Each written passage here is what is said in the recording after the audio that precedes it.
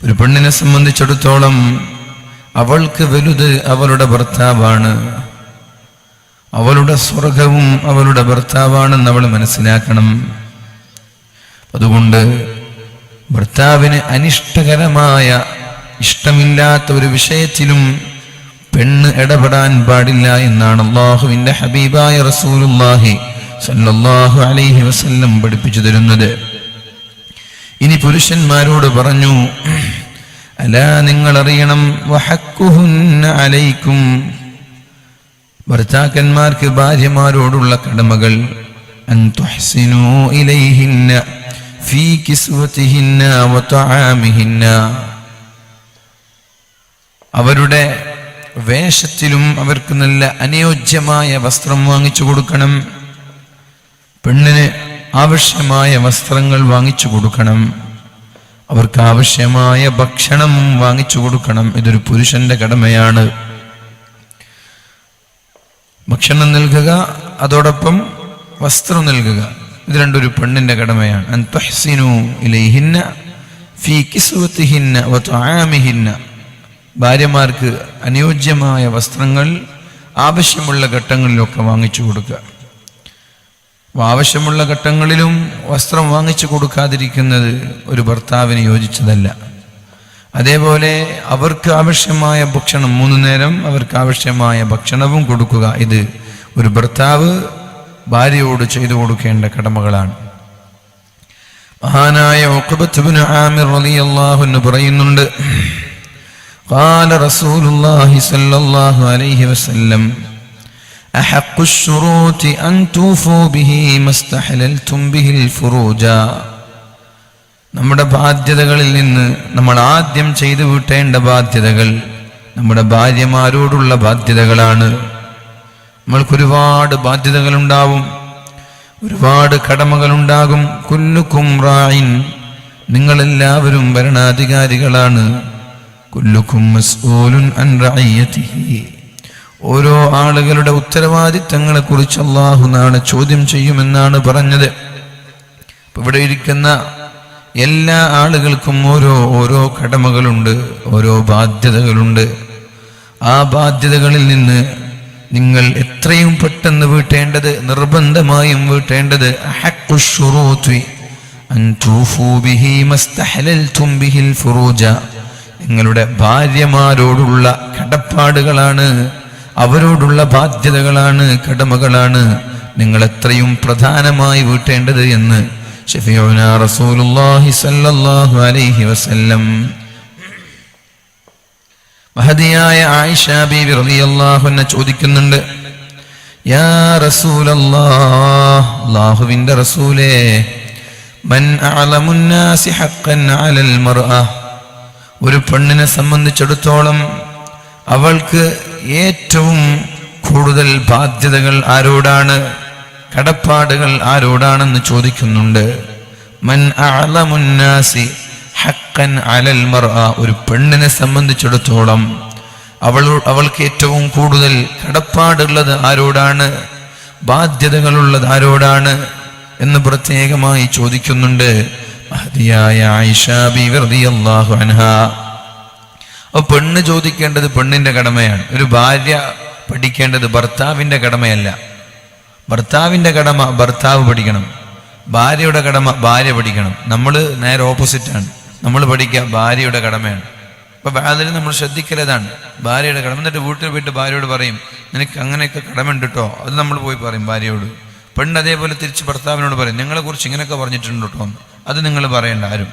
പെണ്ണിനോട് നിങ്ങളും പറയണ്ട, പുരുഷന്മാരോട് നിങ്ങളും പറയണ്ട, നിങ്ങൾ രണ്ടുപേരോടുള്ള ഞാൻ പറഞ്ഞോളാം. പക്ഷെ നിങ്ങളുടെ കടമകൾ പഠിക്കുക. ഭർത്താവ് ഭർത്താവിന്റെ കടമ പഠിക്കുക. എനിക്കിതൊക്കെ എൻ്റെ ഭാര്യയോട് ചെയ്തു വിട്ടേണ്ട കടമയാണ്. ഭാര്യ പഠിക്കേണ്ട ഇതൊക്കെ എൻ്റെ ഭർത്താവിനോട് ഞാൻ ചെയ്തു വിട്ടേണ്ട കടമയാണ്. അങ്ങനെ സ്വന്തത്തിന്റെ വിഷയങ്ങൾ നമ്മൾ പഠിക്കാൻ ശ്രമിക്കുക. ആയിഷ ബീവി ചോദിക്കുന്നത് അതാണ്, ഒരു ഭർത്താവിന് ഭാര്യയോടുള്ള കടമകളെ കുറിച്ചല്ല. നബിയെ, ഒരു ഭാര്യയുടെ കടമ എന്താണ്, ഒരു പെണ്ണിന്റെ ബാധ്യത എന്താണ്? അപ്പോഴാണ് അല്ലാഹുവിന്റെ ഹബീബ് പറയുന്നത്, ആരോടാണ് ഏറ്റവും ഒരു പെണ്ണ് കടപ്പെട്ടിരിക്കുന്നത്? നബി തങ്ങൾ പറഞ്ഞു, സൗജുഹാ, പെണ്ണിന്റെ ഭർത്താവിനോടാണ് പെണ്ണ് കടപ്പെട്ടിരിക്കുന്നത്. പെണ്ണിന്റെ ഭർത്താവിനോടാണ് പെണ്ണ് കടപ്പെട്ടിരിക്കുന്നത്. ഇവിടെ മനസ്സിലാക്കേണ്ട ഒരു വിഷയമുണ്ട്. ഒരു പെണ്ണ് വിവാഹം കഴിക്കുന്നത് വരെയാണ് പെണ്ണിന്റെ വീടുമായിട്ട് ബന്ധമുള്ളത്. പെണ്ണിന്റെ ഉപ്പ, പെണ്ണിന്റെ ഉമ്മ അവരൊക്കെയാണ് 18 വയസ്സുവരെ വളർത്തിയത്. ശരി തന്നെ, 18 വയസ്സുവരെ ഉമ്മയാണ് ഗർഭം ചുമന്നത്, ഉമ്മയാണ് പ്രസവിച്ചത്, ഉമ്മയാണ് മുലപ്പാല് നൽകിയത്. 18 വർഷം വരെ സ്കൂളിൽ പഠിപ്പിച്ചതും വസ്ത്രം വാങ്ങിച്ചു കൊടുത്തതും ഭക്ഷണം കൊടുത്തതും എല്ലാം പിതാവാണ്. പക്ഷേ വിവാഹം കഴിക്കലോടുകൂടി പെണ്ണിന് പിന്നെ പഴയ വീടുമായി യാതൊരു കടപ്പാടില്ല. പിന്നെ അവളുടെ വീട് ഭർത്താവിൻ്റെ വീടാണ്. പിന്നെ അവളുടെ പിതാവ് ഭർത്താവിൻ്റെ പിതാവാണ്. പിന്നെ അവളുടെ മാതാവ് ഭർത്താവിൻ്റെ മാതാവാണ്. പിന്നെ അവളുടെ ജ്യേഷ്ഠാനുജന്മാർ, ജ്യേഷ്ഠത്തിമാർ, അനുജത്തിമാര് ഭർത്താവിൻ്റെ പെങ്ങന്മാരാണ്. രക്തത്തിലൊരു ബന്ധമുണ്ട്, അത് ശരി തന്നെ. പക്ഷേ ഒരു പെണ്ണിന് കടപ്പെട്ടിരിക്കുന്നത് അവളുടെ ഭർത്താവിനോടാണ് എന്നാണ് അല്ലാഹുവിൻ്റെ ഹബീബായ റസൂലുള്ളാഹി സല്ലല്ലാഹു അലൈഹി വസല്ലം മഹദിയായ ആയിഷ ബീവി റളിയല്ലാഹു അൻഹയോട് പറഞ്ഞു കൊടുക്കുന്നത്. പിന്നെ വീടിൻ്റെ വിഷയങ്ങൾ ഭർത്താവുമായിട്ട് അനാവശ്യമായ ചർച്ചകളിലോ അനാവശ്യമായ പ്രശ്നങ്ങളിലോ ഏർപ്പെടാൻ പാടില്ല. ഭർത്താവിനോട് സ്വന്തം വീട്ടുകാരുടെ കാര്യങ്ങൾ പറഞ്ഞ് ഭർത്താവിനോട് പിണങ്ങാൻ പാടില്ല. നിങ്ങളുടെ വീടിൻ്റെ കടമകളോ നിങ്ങളുടെ ഉമ്മ ബാപ്പയുടെ കടമകളോ നിങ്ങളുടെ ഭർത്താവിനോട് പറഞ്ഞ് അനാവശ്യമായ തർക്കങ്ങളിൽ ഏർപ്പെടാൻ പാടില്ല. വിവാഹം കഴിക്കലോടുകൂടി നിങ്ങളുടെ ആ വീടുമായിട്ടുള്ള ബന്ധം കഴിഞ്ഞിരിക്കുകയാണ്. ബന്ധം മീൻസ് കുടുംബ ബന്ധം കഴിഞ്ഞു എന്നല്ല ഞാൻ പറയുന്നത്. കടപ്പാട് കഴിഞ്ഞു, ബാധ്യതകൾ കഴിഞ്ഞു, കടമകൾ കഴിഞ്ഞു. പിന്നെ നിങ്ങൾ കടപ്പെട്ടിരിക്കുന്നത് നിങ്ങളുടെ ഭർത്താവിൻ്റെ വീടുമായിട്ടാണ്. പിന്നെ നിങ്ങളുടെ വീടോ, അത് നിങ്ങൾ പോവണം, ഉപ്പയെ കാണണം, ഉമ്മയെ കാണണം, കുടുംബങ്ങളെ കാണണം. അത് കുടുംബബന്ധം ചേർത്തതിൻ്റെ പ്രതിഫലമാണ്. നിങ്ങൾ നിങ്ങളുടെ ഭർത്താവിൻ്റെ പിതാവിനെ നിങ്ങളുടെ സ്വന്തം ഉപ്പയെപ്പോലെ, നിങ്ങളുടെ ഭർത്താവിൻ്റെ ഉമ്മയെ സ്വന്തം ഉമ്മയെപ്പോലെ, ഭർത്താവിൻ്റെ സഹോദരിമാരെ സ്വന്തം പെങ്ങളെപ്പോലെ കാണാൻ നിങ്ങൾക്ക് കഴിയണം. അല്ലാഹു റബ്ബ് സുബ്ഹാനഹു വ തആല തൗഫീഖ് നൽകി അനുഗ്രഹിക്കട്ടെ. അല്ലാഹു തആല നാളെ ചോദിക്കും ഈ വിഷയങ്ങളൊക്കെ. കുല്ലുകും റാഇൻ വമസ്ഊലുൻ അൻ റഇയതിഹി. നിങ്ങളെല്ലാവരും, നിങ്ങൾക്ക് ഓരോ ഉത്തരവാദിത്വങ്ങളുണ്ട്. ആ ഉത്തരവാദിത്വങ്ങളെ, കടമകളെ കുറിച്ച് അല്ലാഹു നാളെ ചോദ്യം ചെയ്യുമെന്നാണ്. എന്നിട്ട് പറഞ്ഞു വറജുലു റാഇൻ അലാ അഹ്ലിഹി വഹുവ മസ്ഊലുൻ അൻ റഇയതിഹി. ഒരു ഭർത്താവ്, ആ ഭർത്താവിന്, ഒരു പുരുഷന് അവന്റെ വീടിന്റെ ഉത്തരവാദിത്തങ്ങളുണ്ട്. വീടിന്റെ വിഷയങ്ങൾ അല്ലാഹു തആല ഭർത്താവിനോടാണ് ചോദിക്കുക. പിന്നെ പറഞ്ഞു വൽ മർഅതു റാഇയത്തുൻ അലാ ബൈതി സൗജിഹാ. പെണ്ണ് ഭർത്താവിന്റെ അഭാവത്തിൽ വീടിന്റെ ഭരണാധികാരിയാണ്. ഭർത്താവ് ഉണ്ടായിരിക്കെ ഒരു പെണ്ണ് വീട് ഭരിക്കാൻ പാടില്ല. പുരുഷന്മാരുടെ തലയിൽ കയറുന്ന, ഭർത്താവിന്റെ തലയിൽ കയറുന്ന പെണ്ണായി ഒരു പെണ്ണും ആവാൻ പാടില്ല. അതേപോലെ പെൺകൂസന്മാരായ ഭർത്താവായി ഒരാണും മാറാൻ പാടില്ല. ശ്രദ്ധിക്കണം. വൽമർഅതു റാഇയത്തുൻ അലാ ബൈതി സൗജിഹാ. ഒരു പെണ്ണ് അവളുടെ ഭർത്താവിന്റെ വീട്ടിലെ ഭരണാധികാരിയാണ്. അപ്പോ എപ്പോഴാണ് ഈ ഭരണാധികാരിയാവുന്നത്? ഭർത്താവ് വീട്ടിലില്ലാത്ത സമയങ്ങളിൽ. ഭർത്താവ് വീട്ടിലുണ്ടാകുമ്പോൾ ഉത്തരവാദിത്തം ഭർത്താവ് ഏറ്റെടുക്കണം. മക്കളുടെ ഉത്തരവാദിത്തം, വീടിന്റെ ഉത്തരവാദിത്തം, അവരുടെ ദീനിന്റെ വിഷയങ്ങൾ, നിസ്കാരത്തിന്റെ വിഷയങ്ങൾ, അവർ ഖുർആൻ ഓതുന്നത്, അവർ നിസ്കരിക്കുന്നത്, സമയത്ത് പള്ളിയിലേക്ക് പോകുന്നത്, അവർ പഠിക്കുന്നത്. ഭർത്താവ് വീട്ടിലുണ്ടെങ്കിൽ ഭർത്താവ് അത് ശ്രദ്ധിക്കണം. ഭർത്താവ് വീട്ടിലില്ല, പുറത്താണ്, അത്തരം സമയങ്ങളിൽ ഭാര്യ ശ്രദ്ധിക്കണം. മക്കളുടെ ദീനും പഠനവും, മക്കളുടെ സ്വഭാവവും പെരുമാറ്റവും, വീടിന്റെ ചെലവുകൾ, വീടിന്റെ ഇലക്ട്രിസിറ്റി ബില്ലുകൾ, കറണ്ട് ബില്ലുകൾ, വീടിന്റെ മറ്റുള്ള വിഷയങ്ങൾ എല്ലാം ഒരു പെണ്ണ് വളരെ സൂക്ഷ്മതയോടെ കൈകാര്യം ചെയ്യണമെന്ന് അല്ലാഹുവിന്റെ ഹബീബായ റസൂലുള്ളാഹി സ്വല്ലല്ലാഹു അലൈഹി വസല്ലം. ഓരോ പെണ്ണിന്റെ പേരിലും ഓരോ പുരുഷന്റെ പേരിലും ചില കടമകളുണ്ട്. അതിന് കഴിയാത്തവർ വിവാഹം കഴിക്കേണ്ട എന്നാണ് നബി തങ്ങൾ പഠിപ്പിച്ചത്. ഭർത്താവിനോടുള്ള കടമകൾ ഒരു പെണ്ണിന് വീട്ടാൻ കഴിയില്ലെങ്കിൽ ആ പെണ്ണ് പിന്നെ വിവാഹം കഴിക്കണമെന്നില്ല. ഭാര്യയോടുള്ള കടമകൾ ഒരു പുരുഷന് വീട്ടാൻ കഴിയില്ലെങ്കിൽ ആ ഭർത്താവ്, ആ പുരുഷൻ വിവാഹം കഴിക്കേണ്ടതില്ല എന്നാണ് ഇസ്ലാമിന്റെ താല്പര്യം. അപ്പൊ ആദ്യം വിവാഹം കഴിക്കാൻ പോകുന്ന ഓരോ പെണ്ണും ഓരോ ആണും എന്താണ് എൻ്റെ കടമകളെന്ന് പഠിക്കണം. എനിക്കെന്തൊക്കെയാണ് കടമകളുള്ളത് എന്ന് പഠിക്കണം. മഹാനായ അബൂ സഈദ് റളിയല്ലാഹു അൻഹു പറയുന്നുണ്ട്, അന്ന റജുലൻ അതാ ബിബിനത്തിൻ ലഹു ഇലൻ നബി സല്ലല്ലാഹു അലൈഹി വസല്ലം. ഒരാൾ ഒരു പെൺകുട്ടിയെയും കൊണ്ട് അല്ലാഹുവിന്റെ ഹബീബിന്റെ സമീപത്തേക്ക് കടന്നു വന്നു. ഫഖാല, എന്നിട്ട് പറഞ്ഞു, നബി തങ്ങളോട് പറഞ്ഞു, ഇന്ന ബിനതി ഹാദിഹി അബത് അൻ തതസവ്വജ. നബിയേ, എൻ്റെ ഈ മകൾ വിവാഹം കഴിക്കാൻ തയ്യാറാകുന്നില്ല നബിയേ, എൻ്റെ ഈ മകൾ വിവാഹം കഴിക്കാൻ തയ്യാറാകുന്നില്ല നബിയേ.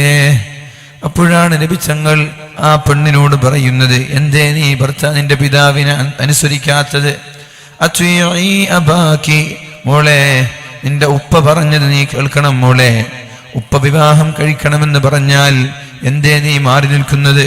വിവാഹം വേണ്ട എന്ന് പറയുന്നത്? നീ പെട്ടെന്ന് വിവാഹം കഴിക്കണം. അപ്പോഴാണ് ആ പെണ്ണ് പറഞ്ഞത്, ലാ യാ റസൂലല്ലാഹ്, നബിയേ ഞാൻ ഒരിക്കലും വിവാഹം കഴിക്കൂല നബിയേ. ഹത്താ തുഖ്ബിറനി മാ ഹഖ്ഖു സൗജി അലാ സൗജതിഹി. ഒരു ഭാര്യയ്ക്ക് ഭർത്താവിനോടുള്ള കടമകൾ എന്തൊക്കെയാണ് എന്ന് അങ്ങ് പറഞ്ഞു തരാതെ, അങ്ങ് പഠിപ്പിച്ചു തരാതെ ഞാൻ ഒരിക്കലും വിവാഹം കഴിക്കില്ല നബിയേ. ഒരു പെണ്ണിന് ഭർത്താവിനോടുള്ള കടമകൾ എന്തൊക്കെയാണ് എന്ന് നിങ്ങൾ പറഞ്ഞു തരണം, എന്നാലേ ഞാൻ വിവാഹം കഴിക്കുള്ളൂ.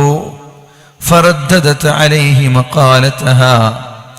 അപ്പോൾ അല്ലാഹുവിന്റെ ഹബീബിനോട് ആ പെണ്ണങ്ങനെ പറഞ്ഞുകൊണ്ടേയിരുന്നു, ഇല്ല നബിയേ, ഇല്ല, ഭർത്താവിനോടുള്ള കടമകൾ എന്തൊക്കെയാണ് എന്ന് പറഞ്ഞു തരാതെ ഒരിക്കലും ഞാൻ വിവാഹം കഴിക്കൂല നബിയേ. അപ്പോഴാണ് നബി തങ്ങൾ പറഞ്ഞു കൊടുത്തത്, ഹഖ്ഖു സൗജി അലാ സൗജതിഹി.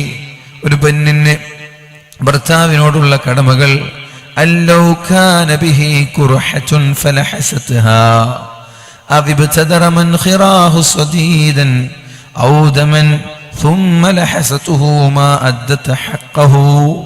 ഒരു പെണ്ണിന് ഭർത്താവിനോടുള്ള കടമകളിൽ അള്ളാഹുവിന്റെ ഹബീബ് അങ്ങേയറ്റം പോയിട്ടാണ് പറഞ്ഞത്.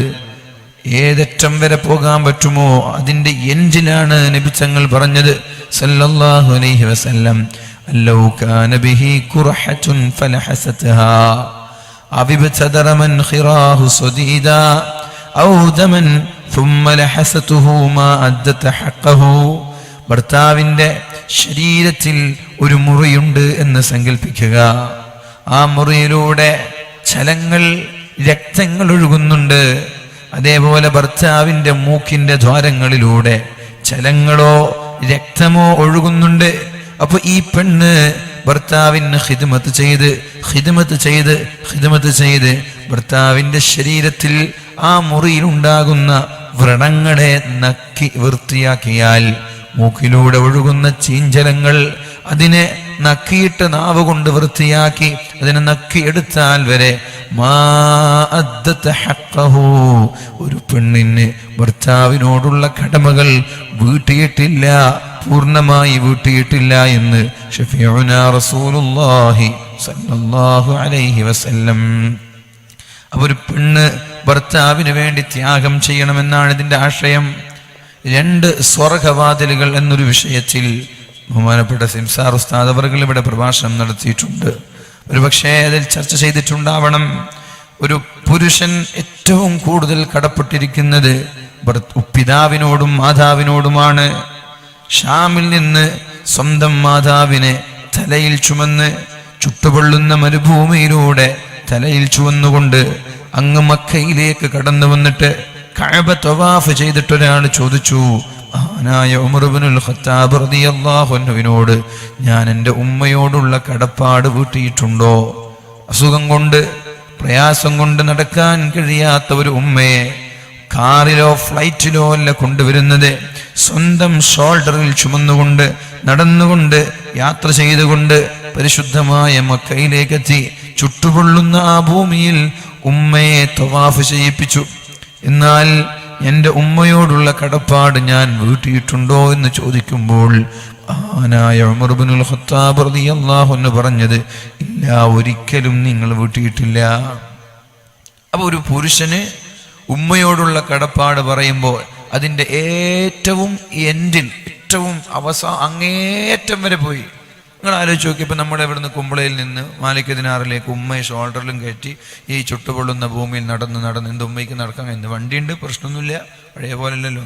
അങ്ങനെയൊക്കെ നടന്നിട്ട് ഉമ്മയ്ക്ക് അത്രത്തോളം നമ്മൾ ഖിദ്മത്ത് ചെയ്തു. എന്നാലും നമ്മൾ ഉമ്മയോടുള്ള കടമ വീട്ടിയിട്ടില്ല എന്നാണ്. എന്തുകൊണ്ട്?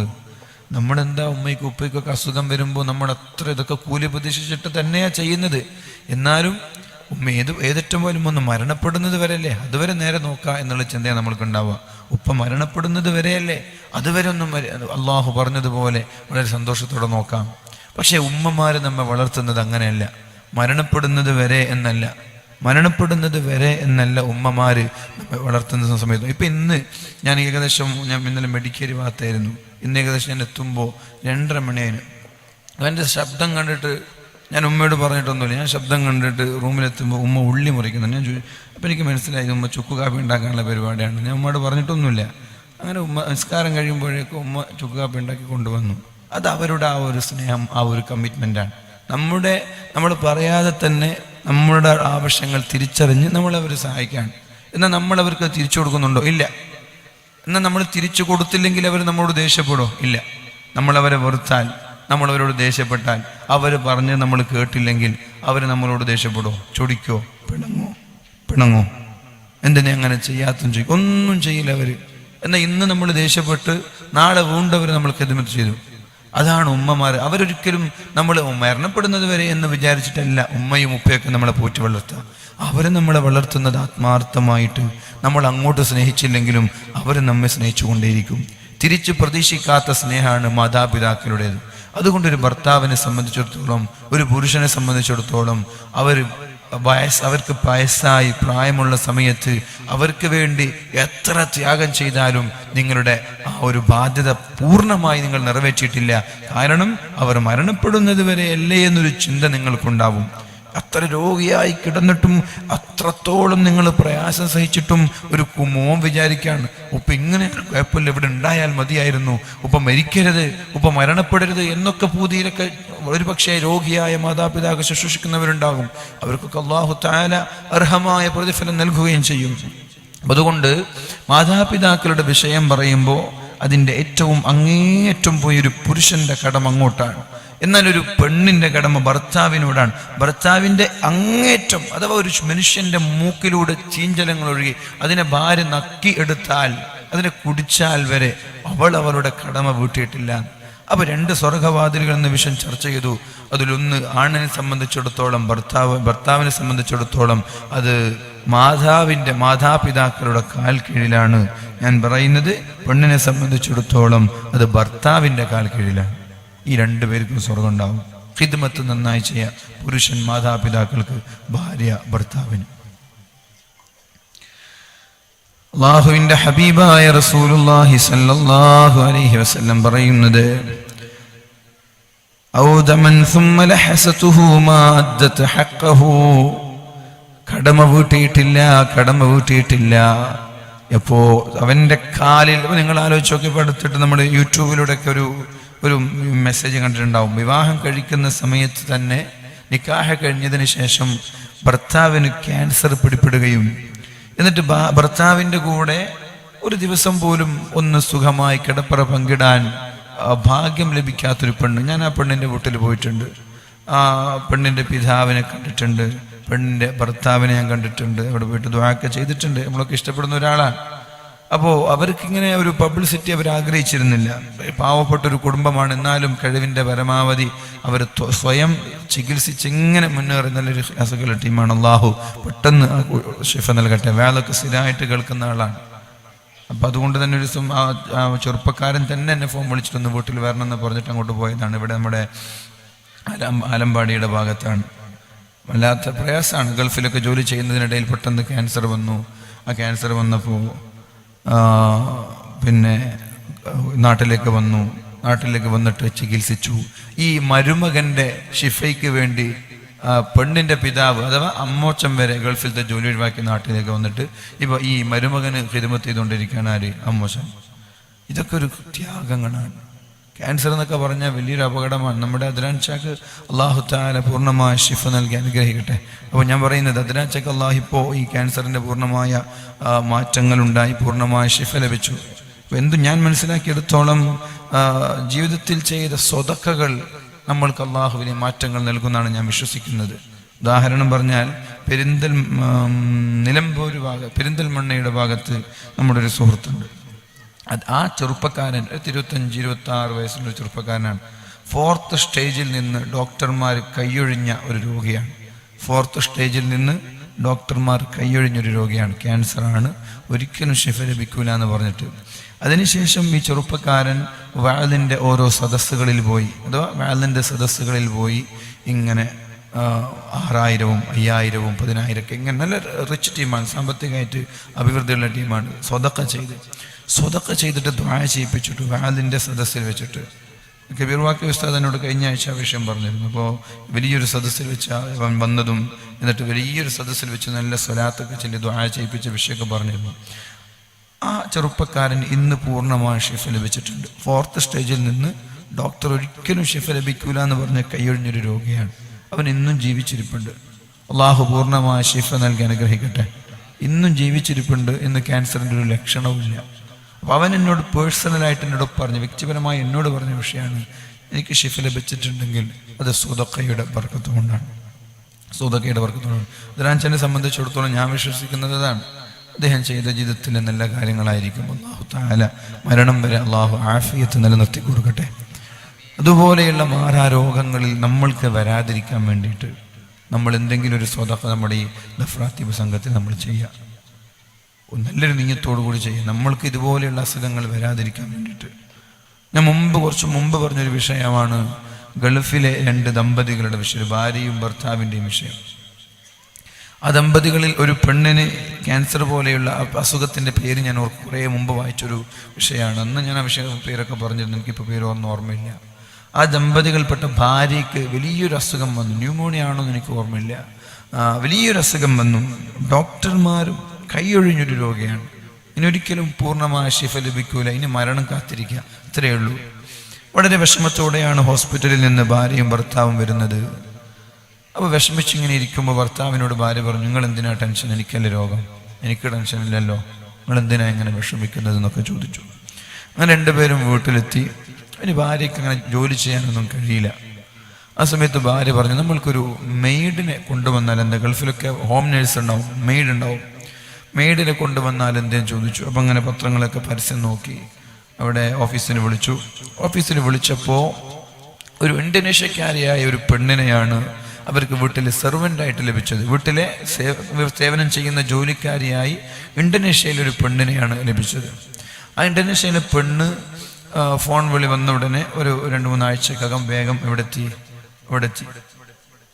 ഇവരുടെ വീട്ടിലെത്തി. ആ പെണ്ണ് നല്ലൊരു സേവനമൊക്കെ ചെയ്ത് ജോലി ചെയ്തുകൊണ്ടിരിക്കുക. പെണ്ണ് ഇടയ്ക്കിടെ കരയുന്നത് ഈ വീട്ടിലെ പെണ്ണ് കാണാറുണ്ട്, ഇടയ്ക്കിടെ ഇങ്ങനെ കരയും. പിന്നെ ബാത്റൂമിലൊക്കെ പോയാൽ ഒരുപാട് വൈകിട്ടാണ് പുറത്തു വരിക. മൂത്രമൊഴിക്കാനോ മറ്റുള്ള ആവശ്യങ്ങൾക്ക് വേണ്ടി പോയാൽ ഒരുപാട് കഴിഞ്ഞിട്ടാണ് തിരിച്ചു വരിക. അപ്പം അങ്ങനെ നിരന്തരമായിട്ട് ചോദിക്കും, നിങ്ങൾ എന്തിനാണ് ഇങ്ങനെ കരയുന്നത്, എന്തെങ്കിലും കരയാൻ കാരണം എന്നിങ്ങനെ നിരന്തരമായിട്ട് ചോദിക്കും. പെണ്ണൊന്നും ഒന്നുമില്ല എന്ന് പറഞ്ഞ് മാറി നിൽക്കും. ഒരു ദിവസം ഭർത്താവില്ലാത്തൊരു സമയത്ത് പെണ്ണ് ആ സഹോദരിയെ ഇന്തോനേഷ്യയിലെ പെണ്ണിനെ അടുത്ത് വിളിച്ചിട്ട് കാര്യങ്ങളൊക്കെ ചോദിച്ചു. ആ പെണ്ണ് സത്യം പറഞ്ഞു, ഞാൻ ഒരു 6 ദിവസം പ്രായമുള്ള ഒരു കുഞ്ഞിൻ്റെ ഉമ്മയാണ് ഞാൻ.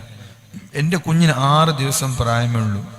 എൻ്റെ ഭർത്താവിനാണെങ്കിൽ ജോലി ചെയ്യാറില്ല. എൻ്റെ ഭർത്താവ് ഉണ്ടോ എന്ന് എനിക്ക് ഓർമ്മ. ഭർത്താവ് ഏതായാലും ജോലി ചെയ്യുന്ന ഒരാളല്ല, ഭർത്താവ് രോഗിയാണെന്ന് എനിക്ക് തോന്നുന്നത്. അപ്പം അതുകൊണ്ട് ഞാൻ തന്നെ ജോലി ചെയ്തിട്ട് വേണം എൻ്റെ കുടുംബത്തെ പോറ്റി വളർത്താൻ ഞാൻ തന്നെ ജോലി ചെയ്തിട്ട് വേണം. അപ്പം ഞാൻ ഗർഭിണിയാകുന്നതിന് മുമ്പ് അപേക്ഷ കൊടുത്താണ് ജോലിക്ക് വേണ്ടിയിട്ട്. പിന്നെ എനിക്ക് ഗൾഫിൽ നിന്ന് കോൾ വന്നത് പ്രസവിച്ചിട്ട് 6 ദിവസമായപ്പോഴാണ്. അപ്പോൾ എൻ്റെ കുഞ്ഞിനെയും കയ്യിൽ പിടിച്ച് ഞാൻ ആലോചിച്ചു, എൻ്റെ ഈ 6 ദിവസം പ്രായമുള്ള കുഞ്ഞിന് പാല് കൊടുക്കണോ? അല്ല, ഞാൻ കുഞ്ഞിന് പാലിപ്പാരെങ്കിലും കൊടുക്കൂലേ? ഈ കുഞ്ഞിന് വേണ്ടിയിട്ട് ഞാനിത് ത്യാഗം ചെയ്തിട്ട് ഗൾഫിലേക്ക് ജോലിക്ക് പോകണം. അപ്പം എനിക്ക് എൻ്റെ മനസ്സിലേക്ക് കടന്നു വന്നത് കുഞ്ഞിന് പാല് കൊടുക്കാൻ ഇവിടെ ആരെങ്കിലും ഉണ്ടാവും. ഞാൻ ഗൾഫിൽ പോയാലേ എൻ്റെ കുടുംബത്തെ പോറ്റാനും എൻ്റെ കുടുംബത്തെ വളർത്താനും എനിക്ക് കഴിയുള്ളൂ. അപ്പോൾ അതുകൊണ്ട് 6 ദിവസം പ്രായമുള്ള കുഞ്ഞിനെ ഞാൻ ഇവിടെ വീട്ടിൽ വെച്ചിട്ട് ജോലിക്ക് വേണ്ടി ഞാൻ വന്നതാണ്. ആ കുഞ്ഞിനെ ഓർത്തിട്ടാണ് ഞാൻ കരയുന്നത്. ഞാൻ ബാത്റൂമിൽ പോയി ഒരുപാട് സമയം ചെലവഴിക്കുന്നത് പാല് കുടിക്കേണ്ട പ്രായത്തിൽ ആ ഒരു സമയത്ത് അവരുടെ മാരടങ്ങളിൽ പാല് നിറയും. കുഞ്ഞ് കുടിക്കണം, കുഞ്ഞില്ല. അപ്പം അതുകൊണ്ട് അത് സ്ക്യൂസ് ചെയ്യാൻ, അത് ഒഴിവാക്കാൻ വേണ്ടിയിട്ടാണ് ഞാൻ ബാത്റൂമിൽ ഒരുപാട് സമയം നിൽക്കുന്നത്. അല്ലെങ്കിൽ അവർക്ക് വേദനയാണത്. അതുകൊണ്ട് അത് ഒഴിവാക്കാൻ വേണ്ടിയിട്ടാണ് ഞാൻ ബാത്റൂമിൽ ഒരുപാട് സമയം ചെലവഴിക്കുന്നത് എന്ന് പെണ്ണ് പറഞ്ഞപ്പോൾ ഈ രോഗിയായ ഈ പെണ്ണ് വീട്ടുകാരി, അഥവാ രോഗം ഒരിക്കലും ശിഫ ലഭിക്കൂല എന്ന് പറഞ്ഞ് ഈ വീട്ടുകാരിയുടെ മനസ്സ് വല്ലാതെ വേദനിക്കുകയും അതിൽ വലിയൊരു വിഷമത്തോടുകൂടി ഭർത്താവിനെ കാത്തിരിക്കുകയും ചെയ്തു. ഭർത്താവ് വന്ന ഉടനെ പറഞ്ഞു, നമ്മൾക്ക് ഈ പെണ്ണിനെ നാട്ടിലേക്ക് തിരിച്ചേക്കണം. ഇനി ഈ പെണ്ണിനെ നമ്മളിവിടെ നിർത്തിക്കുന്നത്ര ശരി. എന്താണെന്ന് ചോദിച്ചു, നീ ഇവിടെ രോഗിയാണ്ട് പിന്നെ ആരെവിടെ ജോലി എടുക്കുക, നീ പറഞ്ഞിട്ടല്ലേ കൊണ്ടുവന്നത്, എന്നാലും കുഴപ്പമില്ല, ഞാൻ തന്നെ ജോലി എടുത്തോളാം. ഈ പെണ്ണിൻ്റെ സ്ഥിതിഗതികളൊക്കെ ഭർത്താവിന് പറഞ്ഞു കൊടുത്തു. ഭർത്താവിന് മനസ്സിലായപ്പോൾ ഭർത്താവിനും മനസ്സലിഞ്ഞു. എന്ന് പെണ്ണ് പറഞ്ഞു, വെറുതെ പറഞ്ഞു വെച്ചിട്ട് കാര്യമില്ല. പെണ്ണ് ജീവിതത്തിൽ ഒരുപാട് കഷ്ടമുള്ള പെണ്ണാണ്, കുടുംബം പോറ്റാൻ കഴിയാത്തൊരു പെണ്ണാണ്. അതുകൊണ്ട് 2 വർഷമാണ് മുലപ്പാല് കൊടുക്കേണ്ട സമയം.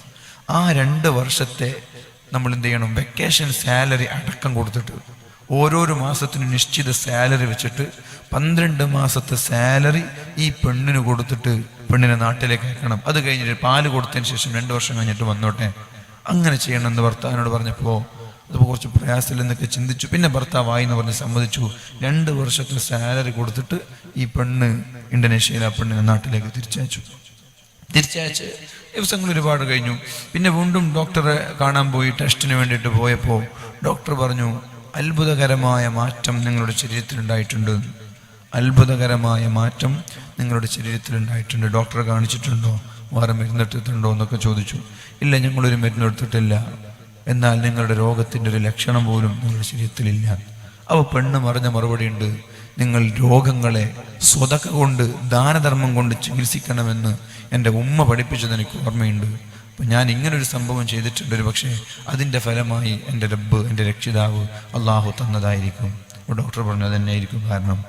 അപ്പോൾ ഞാൻ പറഞ്ഞു വരും, എത്ര വലിയ രോഗങ്ങളാണെങ്കിലും എത്ര വലിയ മാരകമായ അസുഖങ്ങളാണെങ്കിലും സ്വതക്ക കൊണ്ടും ആത്മാർത്ഥം, ഈ പേരിന് പ്രശസ്തി കൊടുക്കുന്ന സ്വതക്കിൽ ഒരു ചുക്കും കിട്ടൂല. അത് ഞാൻ ആദ്യം പറയാം. പേരിനും പ്രശസ്തിക്കും വേണ്ടി കൊടുക്കുന്ന സ്വതക്കിൽ ഒരു ചുക്കും കിട്ടൂല. അതിന് പ്രതിഫലത്തിന് പകരം ശിക്ഷയാകട്ടെ. അതിന് പകരം നമ്മൾ ആത്മാർത്ഥമായി നല്ലൊരു നിയത്തോടുകൂടി ഇതുപോലെയുള്ള മാരകമായ രോഗങ്ങൾ വരാതിരിക്കാൻ വേണ്ടിയിട്ട്, വന്ന ആളുകൾക്ക് ശിഫ ലഭിക്കാൻ വേണ്ടിയിട്ടും ദുആ ചെയ്യാം. വന്ന ആളുകൾക്ക് ശിഫ ലഭിക്കാനും വേണ്ടി ദുആ ചെയ്യാം.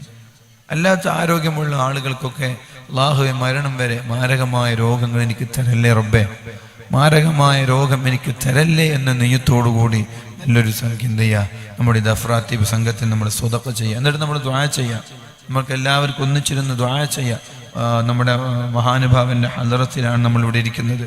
ആ മഹാനുഭാവൻ്റെ ഹഖജാഹ് ബർക്കത്ത് കൊണ്ട് അള്ളാഹു ഇവിടെ കൂടിയിരിക്കുന്ന നമ്മൾക്ക്, നമ്മുടെ കുടുംബങ്ങൾക്കൊക്കെ, എല്ലാവർക്കും ഇത് ശ്രദ്ധിക്കുന്ന ആളുകൾക്കൊക്കെ, ഓൺലൈനിലൂടെ ഓഫ്ലൈനിലൂടെ ശ്രദ്ധിക്കുന്ന എല്ലാ ആളുകൾക്കും അള്ളാഹു റബ്ബ് സുബ്ഹാനഹു വ തആല പൂർണ്ണമായ ശിഫ നൽകി അനുഗ്രഹിക്കട്ടെ. മാരകമായ അസുഖങ്ങളിൽ നിന്ന് അള്ളാഹു നമ്മയും നമ്മോട് ബന്ധപ്പെട്ടവരെയും കാത്തു സലാമത്താകട്ടെ. അള്ളാഹുവെ മാരകമായ രോഗങ്ങൾ ഞങ്ങൾക്ക് ആർക്കും നൽകല്ല റബ്ബേ. അള്ളാഹുവെ മാരകമായ രോഗങ്ങൾ നീ ഞങ്ങൾക്ക് ആർക്കും തരല്ല റബ്ബേ. ക്യാൻസർ പോലെയുള്ള എന്ത് രോഗങ്ങളാണെങ്കിലും എല്ലാ രോഗങ്ങളും പ്രയാസം തന്നെയാണ്. വേദനകളില്ലാത്ത രോഗങ്ങളില്ല. ഒരു രോഗവും, മാരകമായ രോഗങ്ങൾ, ശിഫയില്ലാത്ത രോഗങ്ങൾ, പ്രയാസപ്പെടുന്ന രോഗങ്ങൾ ഞങ്ങൾക്ക് ആർക്കും, ഞങ്ങളുടെ കുടുംബങ്ങൾ, ഭാര്യ, സന്താനങ്ങൾ, മാതാപിതാക്കൾ, ഞങ്ങൾ സ്നേഹിക്കുന്ന, സഹായിക്കുന്ന, സഹകരിക്കുന്ന ആർക്കും നീ തരല്ല റബ്ബേ. ഇൻഷാ അല്ലാഹു നമ്മെ കാത്തു സലാമത്താകട്ടെ. അപ്പോൾ നിങ്ങൾക്ക് ആർക്കെങ്കിലും അങ്ങനെ താല്പര്യമുണ്ടെങ്കിൽ, എന്തെങ്കിലും കൊടുക്കാൻ താല്പര്യമുണ്ടെങ്കിൽ ഒന്ന് കൈപ്പൊക്കെ. അതിന് സമയമൊന്നും ഞാൻ മാറ്റി വെക്കൂല. നിങ്ങൾ പറയുന്നുണ്ടെങ്കിൽ മാത്രം ഞാൻ ജസ്റ്റ് ഒരു സമയം 5 മിനിറ്റ് ചിലവഴിക്കുക. ആർക്കെങ്കിലും എൻ്റെ ചെറിയ നിങ്ങൾക്ക് കഴിയുന്നൊരു എമൗണ്ട്, 5000 2000 ആണെങ്കിൽ 2000, 1000 ആണെങ്കിൽ 1000, 500 ആണെങ്കിൽ 500, നിങ്ങൾക്ക് കഴിയുന്ന എന്തെങ്കിലും ഒരു എമൗണ്ട് കൊടുത്തിട്ട് നമ്മളെന്താ ഇവർ ഈ ദഫ്രാത്തീവ് സംഘം അത് ചെയ്യുക. അവരേതെങ്കിലും രോഗികൾക്ക് വേണ്ടിയിട്ട് സഹായിക്കായിരിക്കും. രോഗത്തിൻ്റെ അവർക്ക് മരുന്ന് വാങ്ങിച്ചു കൊടുക്കാൻ, അല്ലെങ്കിൽ എന്തെങ്കിലും വിവാഹം കഴിക്കാൻ കഴിയാത്ത പെൺകുട്ടികളുടെ വിവാഹത്തിന് വേണ്ടിയിട്ടായിരിക്കും. എന്തെങ്കിലും കാരുണ്യ പ്രവർത്തനമായിരിക്കും ഇവർ ചെയ്യുക. അതിൻ്റെ ഫലം കൊണ്ട് അള്ളാഹു നമ്മെ സഹായിക്കും. ആർക്കെങ്കിലും എന്തെങ്കിലും താല്പര്യമുണ്ടോ? ഇവിടെ 6666 രൂപ നമ്മുടെ ദ്രാക്ഷയുടെ മകൾ തന്നിട്ടുണ്ട്. സ്വാലിഹീങ്ങളായ മക്കളുണ്ടാവാൻ അല്ലാഹു തആല സ്വാലിഹീങ്ങളായ മക്കളെ നൽകട്ടെ. റഹ്മുറാഹിമായ അല്ലാഹുവേ, നീയാണ് മക്കളെ കൊടുക്കുന്നത്. പരിശുദ്ധ ഖുർആൻ പറഞ്ഞതുപോലെ ഹുവ അലയ്യ ഹയ്യിൻ, എനിക്കത് വളരെ എളുപ്പമാണെന്നാണ് അല്ലാഹു പറഞ്ഞത്. മക്കളെ തരാൻ എനിക്ക് വളരെ എളുപ്പമാണെന്നാണ് അല്ലാഹുവേ നീ പറഞ്ഞത്. അല്ലാഹുവേ, ഈ ദമ്പതികൾക്ക് സ്വാലിഹീങ്ങളായ ഒരുപാട് മക്കളെ നീ കൊടുക്കണേ അല്ലാഹ്. 6666, അത് ഈ ഒരു 6666 കൊണ്ടുള്ള ലക്ഷ്യം. ഇതിങ്ങനൊരു സ്വതക്ക പലരും കൊടുക്കാറുണ്ട്. അത് ഖുർആനിൻ്റെ ഹർഫുകളുടെ ആയത്തുകളുടെ എണ്ണമാണ്. പരിശുദ്ധമായ ഖുർആനിൻ്റെ ആയത്തുകളുടെ എണ്ണം വെച്ചിട്ടാണ് 6666 സ്വതക്ക ആളുകൾ നേർച്ച ചെയ്യുന്നത്. അപ്പോൾ ഈ ഞാൻ പറഞ്ഞ ആ സുഹൃത്തും ഇതുപോലെ 6600 വെച്ചിട്ട് ഓരോ സദസ്സിൽ കൊടുത്തുന്നാണ് എനിക്ക് മനസ്സിലാക്കാൻ സാധിച്ചത്. അപ്പോൾ അല്ലാഹുവേ, പരിശുദ്ധമായ ഖുർആനിൻ്റെ ഹഖ് ജാഹ ബർക്കത്ത് കൊണ്ട്, ഇവിടെ അന്ത്യവിശ്രമം കൊള്ളുന്ന മഹാനുഭാവൻ്റെ ഹഖ് ജാഹ ബർക്കത്ത് കൊണ്ട്, ഈ മഹത്തായ സ്വതക്കയുടെ ബർക്കത്ത് കൊണ്ട് അല്ലാഹുവേ, അവർക്ക് നീ സ്വാലിഹീങ്ങളായ മക്കളെ കൊടുക്കണേ അല്ലാഹ്. സ്വാലിഹീങ്ങളായ കൺകുളിർമയുള്ള ഒരുപാട് മക്കളെ നീ കൊടുക്കണേ അല്ലാഹ്. അല്ലാഹുവേ, നീയാണ് മക്കളെ നൽകുന്നത്. ഒരു ആണും ഒരു പെണ്ണുമില്ലാതെയാണ് ആദം നബിയെ സൃഷ്ടിച്ചത്. ഒരു പെണ്ണില്ലാതെയാണ് ആദമിൽ നിന്ന് ഹവ്വയെ സൃഷ്ടിച്ചത്. ഒരു ആണില്ലാതെയാണ് മറിയം ബീവിയിൽ നിന്ന് ഈസാ നബിയെ സൃഷ്ടിച്ചത്. അല്ലാഹുവേ, വാർദ്ധക്യകാലത്ത് മെൻസ്ട്രേഷൻ പീരീഡ് പോലും നിന്നുപോയ സമയത്താണ് സക്കരിയ നബിയിൽ നിന്നും അവരുടെ ഭാര്യയിൽ നിന്നും യഹ്യ എന്ന് പറയുന്ന മകനെ നീ നൽകിയത്. ഇബ്രാഹിം നബി അലൈഹിസ്സലാമിന് 100ാമത്തെ വയസ്സ് കഴിഞ്ഞിട്ടാണ് നീ മക്കൾ നൽകിയത്.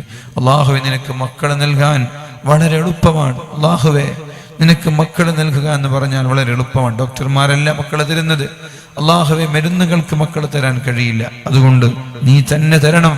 അല്ലാഹുവേ, നിന്റെ സഹായം വേണം. അല്ലാഹുവേ, മഹത്തായ സ്വതക്കയുടെ ബർക്കത്ത് കൊണ്ട് ആ 2 ദമ്പതികൾ, ആ ദമ്പതികൾക്ക് അല്ലാഹു എത്രയും പെട്ടെന്ന് നീ സന്തോഷ വാർത്ത അറിയിക്കണേ റബ്ബേ. നിന്റെ റഹ്മത്തിന്റെ നോട്ടം, നിന്റെ മദദ്, നിന്റെ ഔലിയാക്കളുടെ സഹായം പരിശുദ്ധ ഹബീബിന്റെ ഹദ്റത്തിലേക്ക്, മഹാന്മാരായ സ്വഹാബാക്കളുടെ ഹദ്റത്തിലേക്ക്, മഹാന്മാരായ പ്രവാചകന്മാരുടെ ഹദ്റത്തിലേക്ക്, ഔലിയാക്കളുടെ ഹദ്റത്തിലേക്ക് ഈ മഹത്തായ സ്വതക്കയുടെ പ്രതിഫലം എത്തിച്ചു കൊടുക്കുകയും അല്ലാഹുവേ, അവരുടെയൊക്കെ സഹായം കൊണ്ട്, അവരുടെയൊക്കെ ബർക്കത്ത് കൊണ്ട് അല്ലാഹുവേ, ഈ ദമ്പതികൾക്ക് നീ സ്വാലിഹീങ്ങളായ കൺകുളിർമയുള്ള ഒരുപാട് മക്കളെ നീ കൊടുക്കണേ റബ്ബേ. അതുപോലെ നാടിൻ്റെ എല്ലാ മേഖലകളിൽ നിന്നും മക്കൾ ഉണ്ടാവാൻ വേണ്ടി ദുആ ചെയ്യാൻ ആവശ്യപ്പെടുന്നവരുണ്ട്. കാരണം ഒരു മനുഷ്യന് മക്കളില്ലെങ്കിൽ അവരുടെ ജീവിതത്തിൽ ഒരു അർത്ഥമില്ല എന്നാണ്. മക്കൾക്ക് വേണ്ടിയാണ് വിവാഹം കഴിക്കുന്നത്, മക്കൾക്ക് വേണ്ടിയാണ് ജീവിക്കുന്നത്. പിന്നെ മക്കളില്ലെങ്കിൽ പിന്നെ എന്തിനാ പൈസ, എന്തിനാ ജോലി, എന്തിനാ അധ്വാനിക്കുന്നത്? അതുകൊണ്ട് അങ്ങനൊരു വിഷമം നീ ആർക്കും നൽകല്ല റബ്ബേ. അല്ലാഹുവേ, അങ്ങനെ ഒരു പരീക്ഷണം നീ ആർക്കും നൽകല്ല റബ്ബേ. ആരൊക്കെയാണോ മക്കളില്ലാതെ പ്രയാസപ്പെടുന്നത്, പലരുടെയും പേരും മുഖവും എനിക്ക് ഓർമ്മ വരാണ്. 7 വർഷം കഴിഞ്ഞു, 15 വർഷം കഴിഞ്ഞു, 20 വർഷം കഴിഞ്ഞു, 21 വർഷം കഴിഞ്ഞു. അങ്ങനെ പലപ്പോഴും എല്ലാ വേദിയിലും ദുആ ചെയ്യാൻ പറഞ്ഞൊരു വിഷയമാണ്. അല്ലാഹുവേ, എല്ലാവരുടെയും കണ്ണുനീര് കണ്ട് മനസ്സിന്റെ താല്പര്യം അറിയുന്ന വ്യക്തി അല്ലാഹുവേ നീയാണ്. അതുകൊണ്ട് റഹ്മുറാഹിമായ റബ്ബേ, ഈ മഹത്തായ സദസ്സിന്റെ ബർക്കത്ത് കൊണ്ട് സ്വാലിഹീങ്ങളായ കൺകുളിർമയുള്ള ഒരുപാട് മക്കളെ നീ കൊടുക്കണേ അല്ലാഹ്. ആർക്കെങ്കിലും താല്പര്യമുണ്ടോ? ഞാൻ പറഞ്ഞതുപോലെ രോഗങ്ങൾ വരാതിരിക്കാൻ വേണ്ടിയിട്ടോ അല്ലെങ്കിൽ എന്തെങ്കിലും നീ ഹലാലായ ഉദ്ദേശങ്ങൾ പൂർത്തിയാൻ വേണ്ടിയിട്ടോ പെണ്ണുങ്ങൾക്ക് ആണുങ്ങൾക്ക് എന്തെങ്കിലും കഴിഞ്ഞൊരു സ്വതം കൊടുക്കാൻ താല്പര്യമുണ്ടോ? ഉണ്ടെങ്കിലും ഒന്ന് കൈപൊക്കി ആക്കട്ടെ.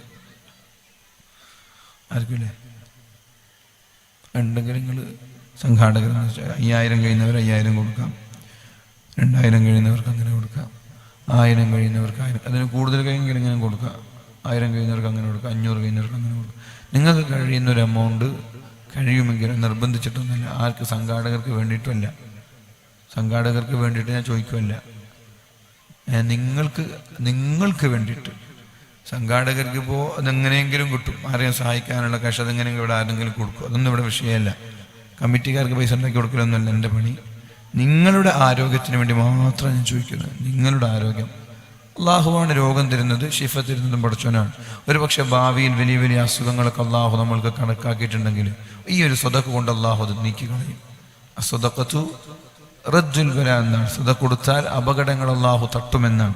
എന്തെങ്കിലും രോഗങ്ങൾ ഒരു പക്ഷെ അള്ളാഹു നമ്മൾക്ക് കരുതിയിട്ടുണ്ടെങ്കിൽ, അള്ളാഹു എഴുതി വെച്ചിട്ടുണ്ടെങ്കിൽ, സ്വതക്കയുടെ ബറക്കത്ത് കൊണ്ട് ആ തീരുമാനത്തെ തന്നെ അള്ളാഹു മായ്ച്ചറിയും. അപ്പോൾ വരാനിരിക്കുന്ന വലിയൊരു അസുഖങ്ങളെ നമ്മൾ കൊടുക്കുന്ന ചെറിയ സംഖ്യ കൊണ്ട് നമ്മൾക്ക് മാറ്റി നിർത്താൻ പറ്റും. ആരോഗ്യത്തോടെ മരണം വരെ ജീവിക്കാൻ പറ്റും. താല്പര്യമുള്ള ആളുകൾ, സ്വന്തം ശരീരത്തിന് വേണ്ടി താല്പര്യമുള്ള ആളുകൾ കൊടുക്കുക. ആത്മാർത്ഥമായിട്ട് എത്രയാണോ നിങ്ങൾ കഴിയുന്ന അത്ര കൊടുക്കുക. അല്ലാഹു റബ്ബ് സുബ്ഹാനഹു വ തആല നമ്മൾക്ക് എല്ലാ ആളുകളെയും മാരകമായ രോഗങ്ങളിൽ നിന്ന് അല്ലാഹു സലാമത്താകട്ടെ. അപ്പോൾ ഞാനിവിടെ പറഞ്ഞു വന്ന വിഷയം, പെണ്ണ് അള്ളാഹുവിൻ്റെ ഹബീബിൻ്റെ സമീപത്തേക്ക് ഒരു പെണ്ണ് കടന്നു വന്നു. എന്നിട്ട് പെണ്ണ് പിതാവ് പറഞ്ഞു, നബിയെ, എൻ്റെ മകൾ ഞാൻ പറഞ്ഞത് കേൾക്കുന്നില്ല, വിവാഹം കഴിക്കാൻ തയ്യാറാകുന്നില്ല. അപ്പോഴാണ് ആ പെണ്ണ് പറഞ്ഞത്, എനിക്ക് ഭർത്താവിനോടുള്ള കടമകൾ എന്താണെന്ന് നിങ്ങൾ പറഞ്ഞു തരാതെ ഞാൻ വിവാഹം കഴിക്കൂല. അപ്പോഴാണ് നബി തങ്ങൾ പറഞ്ഞത്, ഭർത്താവിൻ്റെ ശരീരത്തിൽ നിന്ന്, അപ്പോഴാണ് ഈ വിഷയം ഇങ്ങനെ പോയത്, ഭർത്താവിൻ്റെ ശരീരത്തിൽ നിന്ന് ചീഞ്ചലങ്ങൾ ഒഴുകിയാൽ, ക്യാൻസർ എന്തെങ്കിലും അസുഖമൊക്കെ ബാധിച്ച് ശരീരമൊക്കെ എന്താകും, വ്രണങ്ങളിൽ നിന്ന് രക്തമൊഴുകും, കുഴിയാകും, അതിനൊക്കെ ഒരുപാട് കഷ്ടപ്പെടേണ്ടി വരും ഭാര്യ. എങ്കിൽ വരെ അള്ളാഹുവിൻ്റെ ഹബീബ് പറയാണ്, നിങ്ങൾ ഭർത്താവിനോടുള്ള കടമ പൂർണ്ണമായിട്ട് വീട്ടിയിട്ടില്ല. അപ്പോഴാണ് ആ പെണ്ണ് അള്ളാഹുവിൻ്റെ ഹബീബിനോട് പറഞ്ഞത്, വല്ലദീ ബഅസക ബിൽ ഹഖ്, നബിയേ, അല്ലാഹുവാണേ സത്യം, ലാ അതസവ്വജു അബദാ, ഇനി ഒരിക്കലും ഞാൻ വിവാഹം കഴിക്കൂല നബിയേ, ഇനി ഒരിക്കലും ഞാൻ വിവാഹം കഴിക്കൂല നബിയേ. ശ്രദ്ധിക്കണം, പെണ്ണ് വിവാഹം കഴിക്കുന്നതിന് മുമ്പ് അള്ളാഹുവിന്റെ ഹബീബിനോട് ചോദിച്ചത്, നബിയെ, എന്ത് കടമയാണ് എനിക്കെന്റെ ഭർത്താവിനോടുള്ളത്? നബി തങ്ങൾ കടമകൾ പറഞ്ഞു കൊടുത്തപ്പോ പെണ്ണ് പറഞ്ഞു, എന്നാൽ ഈ കടമകളൊക്കെ നിറവേറ്റാൻ കഴിയുമെന്ന് എനിക്ക് തോന്നുന്നില്ല, അതുകൊണ്ട് ഞാൻ ഇനി വിവാഹം കഴിക്കൂല എന്ന് അള്ളാഹുവിന്റെ ഹബീബിനോട്, പരിശുദ്ധ റസൂലുള്ളാഹി സ്വല്ലല്ലാഹു അലൈഹി വസല്ലമ തങ്ങളോട്, അള്ളാഹുവിന്റെ ഹബീബിനോട്, പരിശുദ്ധമായ റസൂലുള്ളാഹി സ്വല്ലല്ലാഹു അലൈഹി വസല്ലമ തങ്ങളോട് ആ പെണ്ണ് പറഞ്ഞപ്പോൾ നബി തങ്ങൾ പറഞ്ഞ മറുപടി, ലാ തുൻകിഹൂഹുന്ന ഇല്ലാ ബിഇദ്നിഹിന്ന, ഈ പെണ്ണിന്റെ സമ്മതം കിട്ടാതെ ഒരു കാരണവശാലും ഈ പെണ്ണിന് വിവാഹം കഴിപ്പിച്ചു കൊടുക്കരുത് എന്ന് പിതാവിനോട് അള്ളാഹുവിന്റെ ഹബീബായ റസൂലുള്ളാഹി സ്വല്ലല്ലാഹു അലൈഹി വസല്ലം. കല്യാണമെന്ന് കേൾക്കുമ്പോൾ നല്ല രസമാണ്. ഉദയാപ്രയാകുന്നതും വസ്ത്രം വാങ്ങുന്നതും ചമയുന്നതും സ്വർണം ധരിക്കുന്നതും യാത്ര പോകുന്നതും ഫോട്ടോ എടുക്കുന്നതും ആളുകളൊക്കെ പാട്ട് പാടുന്നതൊക്കെ കേൾക്കാനും കാണാനൊക്കെ നല്ല രസമാണ്. വലിയൊരു പ്രതീക്ഷയാണല്ലേ കല്യാണമൊക്കെ ആകുമ്പോൾ എല്ലാവരുടെയും പ്രതീക്ഷ, മാഷാ അല്ലാ, നല്ല ഇങ്ങനെയുള്ള കോട്ട് സൂട്ട് വാങ്ങണം, പിന്നെ ബ്ലീച്ചിങ് ആക്കണം, മുടി സ്ട്രൈറ്റ് ആക്കണം, പിന്നെ പെൺകുട്ടികളൊക്കെ ആകുമ്പോൾ നല്ല സ്വർണ്ണാഭരണങ്ങൾ വാങ്ങണം, എന്നിട്ട് നല്ല സുന്ദരന്മാരായിട്ട് രാവിലെ വൈകുന്നേരം വരെ ഇങ്ങനെ ഇരിക്കണം. അപ്പോൾ ആൾക്കാർ ഷൂട്ട് തരാൻ ആൾക്കാരുണ്ടാവും, ബെൽറ്റ് കെട്ടി തരാൻ ആൾക്കാർ, ട്രൗസർ ഇട്ട് കൊടുക്കാൻ വരെ ആൾക്കാരുണ്ടാവും കല്യാണ ദിവസം. അപ്പോൾ ജീവിതത്തിൽ ആകെ കിട്ടുന്നൊരു ദിവസമാണത്. അന്ന് എല്ലാവരും വലിയ ആവേശത്തോടെ കല്യാണത്തിന് തയ്യാറാവാം. പക്ഷേ ആ കല്യാണത്തിന് തയ്യാറാകുന്നതിന് മുമ്പ് എന്താണ് വിവാഹം എന്ന് പഠിച്ചിട്ട് പോയാൽ മതി. പെണ്ണ് പറഞ്ഞു, എനിക്ക് ഇങ്ങനെയാണെങ്കിൽ കല്യാണം വേണ്ട, എനിക്ക് ഈ ബാധ്യതകൾ നിറവേറ്റാൻ കഴിയുമെന്ന് തോന്നുന്നില്ല. നബി തങ്ങൾ പറഞ്ഞു, എന്നാൽ വിവാഹം കഴിപ്പിച്ചു കൊടുക്കണ്ട, ഈ കടമ നിറവേറ്റാൻ കഴിയുമെങ്കിൽ മാത്രം വിവാഹം കഴിപ്പിച്ചു കൊടുത്താൽ മതി. പെണ്ണിതൊക്കെ കേൾക്കുന്നുണ്ടോ ആവോ അല്ലേ? സ്ത്രീകൾ ഇപ്പോൾ പൊതുവെ സ്ത്രീകൾക്ക് അനുകൂലമാണ് നമ്മുടെ നാട്ടിലെ വിധിയും, നമ്മുടെ നാട്ടിലുള്ള കോടതിയും നിയമവും നിയമപാലകരും എല്ലാം പെണ്ണിന് അനുകൂലമാണ്. പെണ്ണ് എന്നെ പീഡിപ്പിച്ചു എന്ന് പറഞ്ഞാൽ ഭർത്താവ് ജയിലിലാണ്. സത്യത്തിൽ നോക്കിയിട്ട് ഒന്ന് കണ്ണുരുട്ടി നോക്കിയിട്ട് വരെ ഉണ്ടാവില്ല പുതിയാപ്പിള്. എത്രയോ അനുഭവങ്ങൾ എനിക്കങ്ങനെ അറിയാം, എത്രയോ അനുഭവങ്ങൾ അറിയാം. ഭർത്താവിൻ്റെ ഭാഗത്തൊരു തെറ്റുണ്ടാവില്ല. ഒരു കാര്യം ഞാൻ പറയും, ഒരു പെണ്ണിനെ വിവാഹം കഴിച്ചിട്ട് ഏകദേശം കുറേ വർഷങ്ങളായി, ഇത്രയും വർഷങ്ങളായിട്ട് ഈ പെണ്ണിൻ്റെ കൂടെ കിടപ്പറ പങ്കിട്ടിട്ടില്ല. ഉറങ്ങിയിട്ടുണ്ട് പെണ്ണിൻ്റെ കൂടെ, കിടപ്പറ പങ്കിട്ടിട്ടില്ല. കാരണം ഈ പെണ്ണിന് ഇയാൾ ഇഷ്ടമല്ല. വർഷങ്ങൾ കഴിഞ്ഞു വിവാഹം കഴിഞ്ഞിട്ട്. എന്നിട്ട് ഈ പുതിയാപ്പിളാണെങ്കിൽ വീട്ടുകാരോട് ആരോട് ഇത് പറഞ്ഞിട്ടില്ല, ഇങ്ങനെ ഒരു പെണ്ണ് സമ്മതിക്കുന്നില്ല എന്നുള്ളൊരു വിഷയം പറഞ്ഞിട്ടില്ല.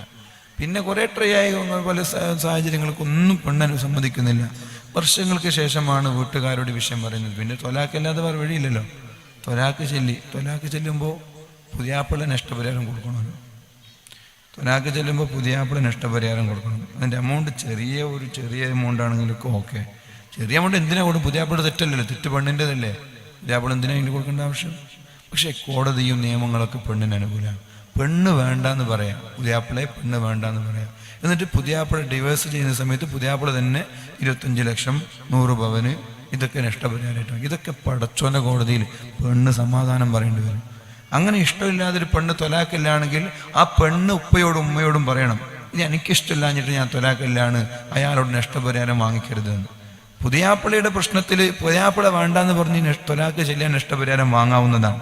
ഒരു പുതിയാപ്പിള പറയണം എനിക്ക് ഈ പെണ്ണിനെ വേണ്ട, എന്നാൽ നഷ്ടപരിഹാരം ഡിമാൻഡ് ചെയ്തിട്ട് വാങ്ങാവുന്നതാണ്. കാരണം കല്യാണമൊക്കെ കഴിച്ചു കൊടുത്തിട്ട് പെണ്ണിനെ വേണ്ടെന്ന് പറഞ്ഞാൽ ഒരു പെണ്ണ് വിവാഹം കഴിപ്പിച്ചു കൊടുത്താൽ പിന്നെ രണ്ടാമത് വിവാഹം കഴിക്കാൻ വലിയ പ്രയാസമാണ്, നഷ്ടപരിഹാരം വാങ്ങാം. എന്നാൽ പെണ്ണിൻ്റെ പ്രശ്നം, പെണ്ണിന് ഇത് ഉൾക്കൊള്ളാൻ കഴിഞ്ഞിട്ട് പെണ്ണ് വേണ്ട എന്ന് പറഞ്ഞിട്ട് തൊലാക്ക് ചെയ്താലും ആണെന്തിനാ കൊടുക്കേണ്ട ആവശ്യം? ആണിൻ്റെ അടുത്ത് എന്താ പ്രശ്നം? ആണ് തയ്യാറാണ്, ഇത് മുന്നോട്ട് കൊണ്ടുപോകാൻ തയ്യാറാണല്ലോ. എന്നിട്ട് വരെ കോടതിയിൽ പോയിട്ട് പോലീസ് സ്റ്റേഷനിൽ പോയിട്ട് കേസ് ഫയൽ ചെയ്തിട്ട് പെണ്ണ് പുതിയാപ്പിളയുടെ കയ്യിൽ നിന്ന് പൈസ വാങ്ങും. അള്ളാഹു ഓടൂല ഇത്തരം സ്ത്രീകളെയും അവരുടെ കുടുംബത്തെയും പഠിച്ച മൂടൂല. കാരണം അവർക്ക് ആ ശാപം മരണം വരെ ഉണ്ടാവും. എൻ്റെ ശബ്ദം ശ്രവിക്കുന്ന ആരാണെങ്കിലും ഇത്തരം ശ്രദ്ധിക്കുക. അള്ളാഹുവിൻ്റെ ശാപം, ജനങ്ങളുടെ ശാപം, ആ വീട്ടുകാരുടെ ശാപം ഖിയാമത്ത് നാൾ അവരുടെ മരണം വരെ കുടുംബത്തിലുണ്ടാവും. മക്കളുണ്ടായും മക്കളിലുണ്ടാവും. അതൊക്കെ ശ്രദ്ധിക്കുന്നൊരു വിഷയമാണ്. നമ്മൾ മാന്യതയുണ്ടല്ലോ, ഉളുപ്പെന്നൊരു സാധനം വേണമല്ലോ, അതില്ലാതെന്നെങ്കിൽ വിവാഹം കഴിക്കാതിരിക്കുക നല്ലത്. അപ്പം അതുകൊണ്ട് പെണ്ണായാലും ആണായാലും ഇതൊക്കെയാണ് ഒരു പെണ്ണിന് ഭർത്താവിനോടുള്ള കടമകൾ. അതൊക്കെ നിനക്ക് ചെയ്യാൻ പറ്റുമോ? വിവാഹം കഴിച്ചാൽ മതി, അല്ലെങ്കിൽ നീ വിവാഹം കഴിക്കണ്ട, നീ ബാച്ചിലറായിട്ട് ജീവിച്ചു. ആണോ? അത് ആണിൻ്റെ കടമകളൊക്കെ ഇൻഷാ അല്ലാഹ് പറയാം. ഒരാൾ 1000 രൂപ ഇവിടെ ഏൽപ്പിച്ചിട്ടുണ്ട്. അള്ളാഹുവേ, ഈ മഹാനുഭാവന്റെ ഹദറത്തിൽ ഈ മഹത്തായ സദസ്സിൽ ആ സഹോദരൻ നൽകിയ 1000 രൂപയുടെ ഹഖ് ജാഹ ബർക്കത്ത് കൊണ്ട് റഹ്മുർ-റഹീമായ അള്ളാഹു മാരകമായ ഒരു രോഗവും അദ്ദേഹത്തിൻ്റെ കുടുംബങ്ങൾക്കും നീ നൽകല്ലേ റബ്ബേ. അങ്ങനെ നിങ്ങൾക്ക് താല്പര്യം ആരെങ്കിലും കൊടുത്തു വിട്ടാൽ മതി. പരസ്യമായിട്ട് പറയാൻ മടിയുണ്ടെങ്കിൽ നിങ്ങൾക്ക് ഏറ്റവും ഇഷ്ടമുള്ളൊരു സംഖ്യ കൊടുക്കട്ടോ. നിങ്ങൾക്ക് ഇഷ്ടമുള്ളൊരു സംഖ്യ കൊടുക്കും. നിങ്ങളുടെ വരുമാനത്തിന് അനുസരിച്ച് പെണ്ണുങ്ങളായാലും ആണുങ്ങളായാലും ഇഷ്ടപ്പെട്ടൊരു സംഖ്യ ആരുടെങ്കിലും കുട്ടികളുടെ കയ്യിലായിട്ട് കൊടുത്തയച്ചാൽ മതി. പറയാൻ മടിയുണ്ടെങ്കിൽ അള്ളാഹുവേ, ആ സഹോദരന് നീ മാരകമായ രോഗങ്ങളിൽ നിന്ന് കാവൽ നൽകണേ റബ്ബേ. വല്ല അസുഖങ്ങളുണ്ടെങ്കിൽ നീ പൂർണ്ണമായ ശിഫ നൽകണേ അല്ലാഹ്. റഹ്മുർ-റഹീമായ റബ്ബേ, ആ സഹോദരന്റെ ഭാര്യ, കുടുംബങ്ങൾ, മാതാപിതാക്കൾ എല്ലാവർക്കും നീ ആഫിയത്ത് നൽകണേ അല്ലാഹ്. അല്ലാഹുവേ, സ്വതഖ നൽകി ചികിത്സിക്കണമെന്ന് പഠിപ്പിച്ചത് നിന്റെ ഹബീബാണ്. ദാവൂ മർലാക്കും ബിസ്സദഖ.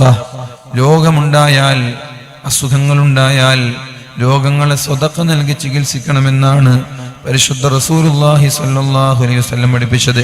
അതുകൊണ്ട് അല്ലാഹുവേ, ഈ മഹത്തായ സ്വതഖ മുൻനിർത്തിക്കൊണ്ട് ഞങ്ങൾ ചോദിക്കുകയാണ്, അദ്ദേഹത്തിനോ അദ്ദേഹത്തിന്റെ കുടുംബങ്ങളിൽപ്പെട്ട ആളുകൾക്കോ മാരകമായ രോഗങ്ങൾ നീ നൽകല്ലേ റബ്ബേ. അല്ലാഹുവേ, പ്രയാസമുള്ള രോഗങ്ങൾ നീ നൽകല്ലേ അല്ലാഹ്. വല്ല അസുഖങ്ങളുണ്ടെങ്കിൽ ഈ മഹത്തായ സ്വതഖയുടെ ബറകത്ത് കൊണ്ട് പൂർണ്ണമായ ശിഫാ നൽകണേ അല്ലാഹ്, പൂർണ്ണമായ ശമനം നൽകണേ റബ്ബേ. അപ്പോൾ ഒരു പെണ്ണ് ഇതൊക്കെ പഠിച്ചു കഴിഞ്ഞിട്ടൊരു പെണ്ണ് പറയാണ്,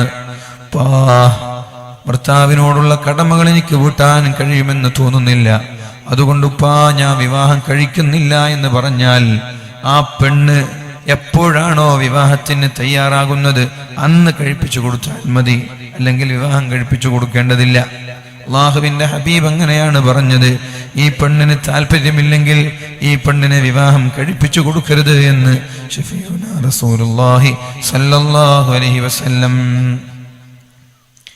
അനിബ്നു ഉമർ, മഹാനായ അബ്ദുല്ലാഹി ഇബ്നു ഉമർ റളിയല്ലാഹു അൻഹു പറയുന്ന ഒരു ഹദീസ്, അത്തസിംറാത്തുൻ നബിയല്ലാഹി സ്വല്ലല്ലാഹു അലൈഹി വസല്ലം, ഒരു പെണ്ണ് നബിയുടെ സമീപത്തേക്ക് കടന്നു വന്നു.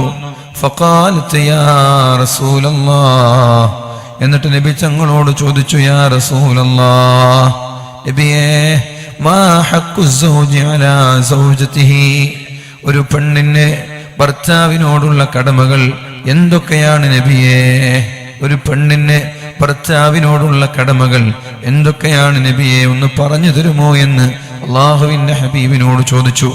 അപ്പോഴാണ് നബി തങ്ങൾ പറഞ്ഞത്, ലാ തംനഉഹു നഫ്സഹാ വലൗ കാനത് അലാ ളഹരി ഖതബിൻ, പെണ്ണ് ഒരു ഭർത്താവ് കിടപ്പറയിലേക്ക് ക്ഷണിച്ചാൽ, കിടപ്പറയിലേക്ക് ഒരു പെണ്ണിനെ ഭർത്താവ് ക്ഷണിക്കുകയാണെങ്കിൽ ആ പെണ്ണൊരു പക്ഷേ ഒട്ടകത്തിന്റെ മുകളിലാണ് യാത്ര ചെയ്തുകൊണ്ടിരിക്കുന്ന സമയമാണ്, അല്ലെങ്കിൽ അടുക്കളയിൽ അടുപ്പിന്റെ അടുത്താണ്, അല്ലെങ്കിൽ അലക്കിക്കൊണ്ടിരിക്കുകയാണ്. ഏത് സമയമായാലും ശരി, ഞാൻ എൻ്റെ പണി കഴിഞ്ഞിട്ട് വരാം, പാചകം ചെയ്തിട്ട് വരാം, അലക്കി കഴിഞ്ഞിട്ട് വരാം എന്നല്ല പറയേണ്ടത്. ഭർത്താവ് കിടപ്പറയിലേക്ക് ക്ഷണിച്ചാൽ ഒരിക്കലും ഇപ്പൊ സമയമില്ല എന്ന് പറഞ്ഞ് ഒരു പെണ്ണ് മാറി നിൽക്കാൻ പാടില്ല എന്ന് ഷഫീഉനാ റസൂലുള്ളാഹി സ്വല്ലല്ലാഹു അലൈഹി വസല്ലം. ഇത് അത്യാവശ്യ തിരക്കുള്ള സമയം. എന്നാൽ ഒരു പെണ്ണ് ഭർത്താവിനോട് പിണങ്ങിയിട്ട് കിടപ്പറ പങ്കിടാതിരിക്കുന്നതോ അതിനെക്കുറിച്ച് ശേഷം പറയുന്നുണ്ട്, ലാ തംനഉഹു നഫ്സഹാ വലൗ കാനത് അലാ ളുഹരി ഖതബിൻ. ആ പുതിയാപ്പിള ഭർത്താവ് ആ പെണ്ണ് വല്ല തിരക്കിലാണ്, അടുക്കളയിലോ അല്ലെങ്കിൽ ഒട്ടകത്തിന്റെ മുകളിലോ യാത്ര ചെയ്യുന്ന വാഹനങ്ങളിലോ അല്ലെങ്കിൽ എന്തെങ്കിലും അഥവാ സാഹചര്യം അനുകൂലമല്ല, പെണ്ണിനെ സംബന്ധിച്ചിടത്തോളം പെണ്ണ് മറ്റെന്തൊക്കെയോ തിരക്കിലാണ് എങ്കിൽ എനിക്കിപ്പോൾ സമയമില്ല എന്ന് പറഞ്ഞ് പെണ്ണ് ഭർത്താവിനെ നിരസിക്കാൻ പാടില്ല. ഭർത്താവ് കിടപ്പറയിലേക്ക് ക്ഷണിച്ചാൽ പെട്ടെന്ന് അവിടേക്ക് ചെല്ലണമെന്ന് അള്ളാഹുവിന്റെ ഹബീബായ റസൂലുള്ളാഹി സ്വല്ലല്ലാഹു അലൈഹി വസല്ലം ഈ പെണ്ണിനോട് മറുപടി പറഞ്ഞു കൊടുക്കുകയാണ്. ഓക്കെ, പെണ്ണെടുത്ത ചോദ്യം ചോദിച്ചു, യാ റസൂലല്ലാഹ്, അല്ലാഹുവിന്റെ ഹബീബേ, മാ ഹഖ്ഖു സൗജി അലാ സൗജതിഹി. നബിയേ, ഒരു പെണ്ണിന് ഭർത്താവിനോടുള്ള അടുത്ത കടമ എന്താണ് നബിയേ? പെണ്ണുങ്ങളുടെ ഭാഗത്ത് നിന്ന് നല്ല സമ്മാനം തന്നിട്ടുണ്ടാവും, ഇന്നലെ കൊടുത്തിട്ടുണ്ടാവും എല്ലാവരും അല്ലേ? പക്ഷെ ഞാൻ പറയുന്നത് അതൊക്കെ നമ്മുടെ ഓരോ ലക്ഷ്യത്തിന് കൊടുത്താണ്. ഇന്ന് നമ്മൾ കൊടുക്കേണ്ടത് രോഗങ്ങൾ. ഞാൻ ഒരു എമൗണ്ട് ഞാൻ മനസ്സിൽ നിയത്ത് ചെയ്യാണ്, എനിക്ക് എൻ്റെ കുടുംബങ്ങൾക്കൊക്കെ ഇത്തരം മാരകമായ അസുഖങ്ങൾ വരാതിരിക്കാൻ വേണ്ടിയിട്ട് ഒരു നിയത്ത് ഞാൻ മനസ്സിൽ നിയത്ത് ചെയ്തിട്ടുണ്ട്. അതേപോലെ നിങ്ങളെല്ലാവരും നിയത്ത് ചെയ്തിട്ട് ഒരാളിങ്ങനെ പറഞ്ഞാൽ മതി. അള്ളാഹു എല്ലാവർക്കും മാരകമായ രോഗങ്ങളിൽ നിന്ന് അള്ളാഹു കാവൽ നൽകട്ടെ. അപ്പൊ പെണ്ണ് അള്ളാഹു തആല സംഭാവന ചെയ്ത് സഹായിച്ച എല്ലാ സ്ത്രീകളുടെയും ഹലാലായ ഉദ്ദേശങ്ങൾ അള്ളാഹു നിറവേറ്റി കൊടുക്കട്ടെ. അള്ളാഹുവേ, നീ അസുഖങ്ങളിൽ നിന്ന് കാവൽ നൽകണേ റബ്ബേ. കാരണം ഒരു രോഗം വന്നിട്ട് ചികിത്സിക്കാന്ന് പറഞ്ഞാൽ ലക്ഷങ്ങൾ ചെലവുണ്ട്. എനിക്കൊരു സുഹൃത്തുണ്ടായിരുന്നു കണ്ണൂരിൽ. സുഹൃത്ത് എന്ന് പറയുമ്പോൾ എൻ്റെ പ്രായമല്ല, ഉമർക്ക എന്ന് പറയുന്ന ഒരു 50-60 വയസ്സുള്ള ഒരു നല്ലൊരു മനുഷ്യൻ. എൻ്റെ ഭാഗത്ത് എവിടെ ഉണ്ടെങ്കിലും ആ ഭാഗത്ത് എവിടെ ഉണ്ടെങ്കിലും വരുമായിരുന്നു അദ്ദേഹം. അദ്ദേഹത്തെ ഞാൻ ആദ്യം പരിചയപ്പെടുന്ന സമയത്ത് അദ്ദേഹനോട് പറഞ്ഞു, ഞാൻ 40 ലക്ഷം രൂപ ഈ ക്യാൻസറിന് വേണ്ടിയിട്ട് സംഭാവന ചിലവാക്കിയിട്ടുണ്ട്. 40 ലക്ഷത്തോളം രൂപ ക്യാൻസറിന് വേണ്ടിയിട്ട് ഞാൻ ചിലവാക്കിയിട്ടുണ്ട് എന്ന് അദ്ദേഹനോട് പറഞ്ഞു. പിന്നെ അദ്ദേഹം ഏകദേശം 1 വർഷത്തോളം ജീവിച്ചു, പിന്നെ മരണപ്പെട്ടു പോയി. അള്ളാഹു അദ്ദേഹത്തിന് മഗ്ഫിറത്തും റഹ്മത്തും നൽകട്ടെ. വളരെ നല്ലൊരു ധീരതയൊക്കെ ഉള്ള ഒരു മനുഷ്യനായിരുന്നു. 40 ലക്ഷം അന്ന് ചെലവഴിച്ചു, പിന്നെ എത്ര ചെലവഴിച്ചെന്ന് എനിക്കറിയില്ല. അപ്പൊ ഞാൻ പറയുന്നത്, അദ്ദേഹം 40 ലക്ഷത്തോളം രൂപയൊക്കെ ചെലവഴിച്ചിട്ട് അള്ളാഹു അദ്ദേഹത്തിന് എന്തില്ല, ശിഫ കിട്ടിയില്ല. അപ്പൊ ക്യാൻസർ പോലെയുള്ള അസുഖങ്ങൾ അങ്ങനെയാണ്. നമ്മളൊരു പക്ഷെ എത്ര ലക്ഷങ്ങൾ ചെലവഴിച്ചാലും നമ്മുടെ പാടവും പറമ്പും വീടും എല്ലാം വിറ്റാലും ശിഫ നൽകിക്കൊള്ളണമെന്നില്ല. പക്ഷെ നമ്മുടെ ചില സ്വതക്കകൾ, അതെങ്ങനെ ചില സ്വതക്കകൾ നല്ല സ്ട്രൈക്ക് ചെയ്യുന്ന സ്വതക്കകളാവണം. നായക്ക് വെള്ളം എല്ലാവരും കൊടുക്കാറുണ്ട് അല്ലേ? നായക്ക് വെള്ളം എല്ലാവരും കൊടുക്കാറുണ്ട്. നായക്ക് വെള്ളം കൊടുത്ത് എല്ലാവരും സ്വർഗത്തിലെത്തിയിട്ടുണ്ടോ? ഉണ്ടോ? ഇല്ല. നായക്ക് നിങ്ങളൊക്കെ വെള്ളം കൊടുക്കുന്നുണ്ടോ?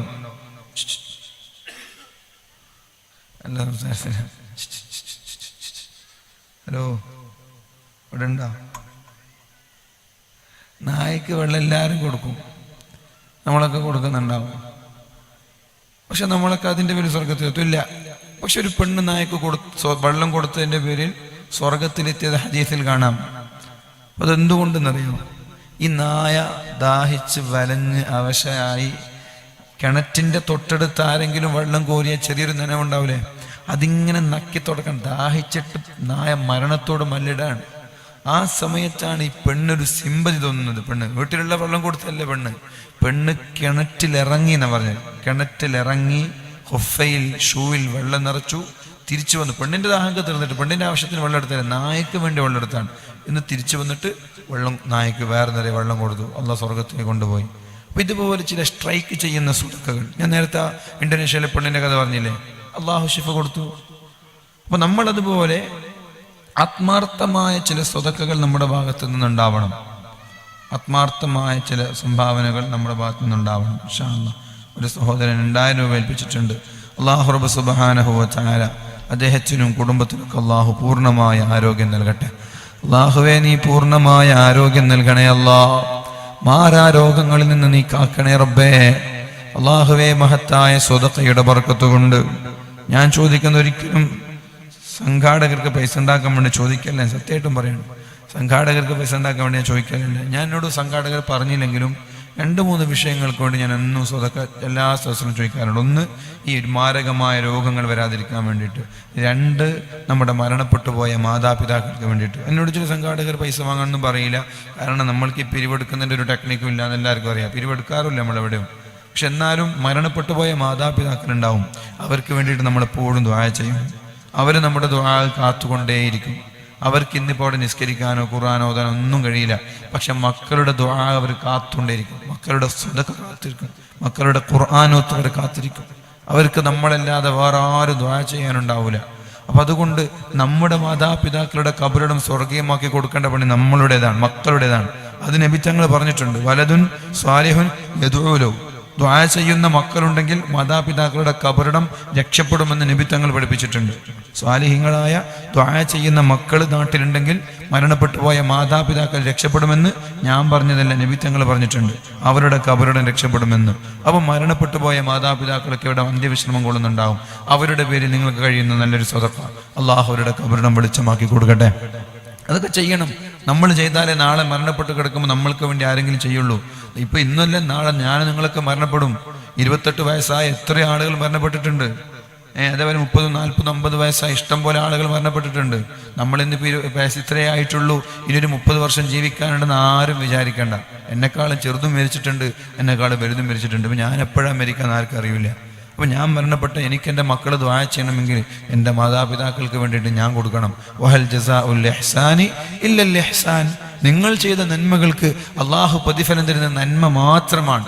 നിങ്ങൾ നന്മ ചെയ്താൽ അള്ളാഹു നിങ്ങൾക്ക് തിരിച്ചു നന്മ തരുമെന്നാണ്.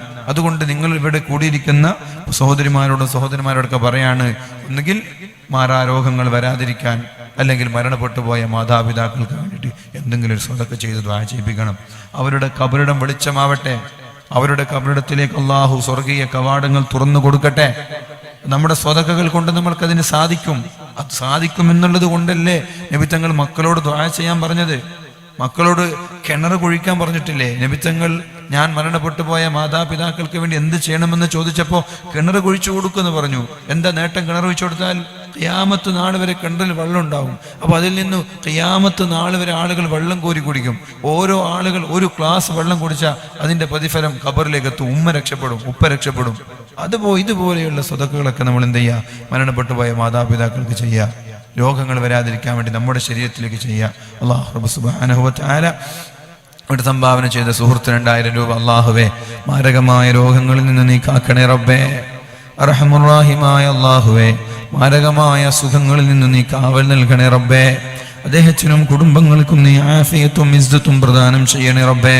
വല്ല രോഗങ്ങളുണ്ടെങ്കിൽ അത്ഭുതകരമായ ശിഫാ നീ നൽകണേ അല്ലാഹ്.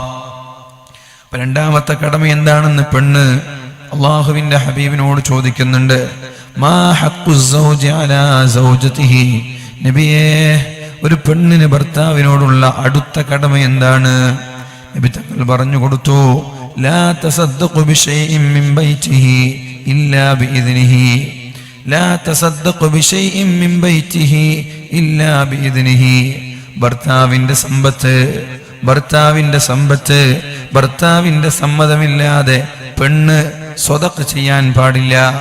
ബാദിന്റെ സദസ്സിലേക്ക് കടന്നു വന്നിട്ട് നരകവും സ്വർഗമൊക്കെ പറയുമ്പോ, നിങ്ങൾ രോഗമൊക്കെ പറയുമ്പോ, അസുഖങ്ങളുടെ കണക്ക് പറയുമ്പോ, നിങ്ങൾ ഭർത്താവിന്റെ സമ്പത്ത് ഭർത്താവ് അറിയാതെ സ്വതക്ക കൊടുക്കാൻ പാടില്ല. ഭർത്താവിന് സമ്മതമാണെങ്കിൽ കൊടുക്കാം, ഭർത്താവിന് സമ്മതമുണ്ടാകുമെന്ന് പ്രതീക്ഷിച്ചാലും കൊടുക്കാം. അല്ലാതെ ഭർത്താവിന്റെ സമ്മതമില്ലാതെ ഒരു പെണ്ണും സ്വതക്ക കൊടുക്കാൻ പാടില്ല. സമ്മതം ഉണ്ടാകുമെന്ന് പ്രതീക്ഷിച്ചാൽ കൊടുക്കാം. ഭർത്താവിന് സന്തോഷം ഉണ്ടാവൂ ഞാൻ കൊടുത്താൽ എന്നാണെങ്കിൽ കൊടുക്കാം. ഭർത്താവ് ദേഷ്യപ്പെടുന്ന ഉറപ്പുള്ള ഒരു പെണ്ണ് വാദിന്റെ സദസ്സിൽ പോയിട്ട് സ്വതക്ക ചെയ്താൽ പ്രതിഫലമല്ല കിട്ടുക, കുറ്റം കിട്ടും. അത് ഭർത്താവിന്റെ സമ്പത്താണ്. നിന്റെ സമ്പത്ത് കൊടുക്കുക. നിന്റെ കയ്യിൽ നിന്റെ ആങ്ങളമാര് തന്ന ക്യാഷ് ഉണ്ടാവും, നിന്റെ ഉപ്പ തന്ന ക്യാഷ് ഉണ്ടാവും, അല്ലെങ്കിൽ വേറെ എന്തെങ്കിലും വഴി നിന്റെ കയ്യിൽ സ്വർണ്ണങ്ങളോ ക്യാഷോ നിന്റേതാണെങ്കിൽ നിനക്ക് കൊടുക്കാവുന്നതാണ്. പക്ഷെ ഭർത്താവിന്റെ സമ്മതമില്ലാതെ ഭർത്താവിന്റെ സമ്പാദ്യം ഒരു പെണ്ണ് സ്വതക്ക ചെയ്യാൻ പാടില്ല. ഫഇൻ ഫഅലത്, ഇനി ഒരു പെണ്ണ് ഭർത്താവിന്റെ സമ്മതമില്ലാതെ സ്വതക്ക ചെയ്താൽ കാന ലഹുൽ അജ്റു, പ്രതിഫലം ഭർത്താവിനാണ് കിട്ടുക.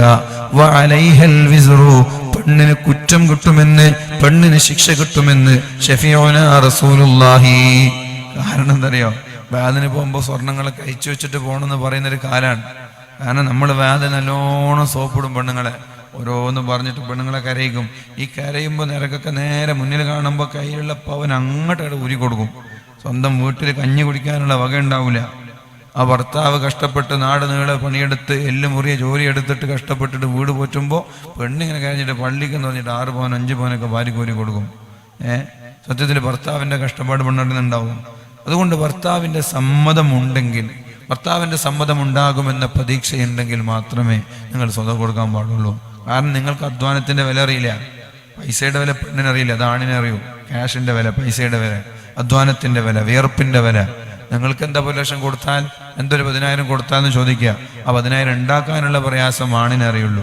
അതുകൊണ്ട് നിങ്ങൾ എന്ത് ചെയ്യേണ്ട, ഭർത്താവിൻ്റെ സമ്മതമില്ലാതെ, ഭർത്താവിൻ്റെ സമ്പത്ത് നിങ്ങളുടെ സമ്പത്തല്ല, നിങ്ങളുടെ സമ്പത്ത് നിങ്ങൾ കൊടുക്കാവുന്നതാണ്. ഭർത്താവിൻ്റെ സമ്പത്ത് നിങ്ങൾ ഭർത്താവിൻ്റെ സമ്മതമില്ലാതെ സ്വതം കൊടുക്കാൻ പാടില്ല. കൊടുത്താലോ ഭർത്താവിന് അല്ലാഹു പ്രതിഫലം തരും, നിങ്ങൾക്കതിൻ്റെ പേരിൽ അല്ലാഹു ശിക്ഷയും നൽകുമെന്ന് ശഫീഉനാ റസൂലുള്ളാഹി സല്ലല്ലാഹു അലൈഹി വസല്ലം. പിന്നെ അപ്പോഴാണ് പെണ്ണ് നബി തങ്ങളോട് ചോദിക്കുന്നത്, യാ നബി അല്ലാഹ് മാ ഹഖ്ഖു സൗജി അലാ ഇംറഅതിഹി. ഒരു പെണ്ണിന് പിന്നെ എന്താണ് ഭർത്താവിനോടുള്ള കടമകൾ പറഞ്ഞു തരൂ നബിയേ. നബി തങ്ങൾ പറഞ്ഞു, ലാ തഖ്റുജ മിൻ ബൈതിഹി ഇല്ലാ ബിഇദ്നിഹി.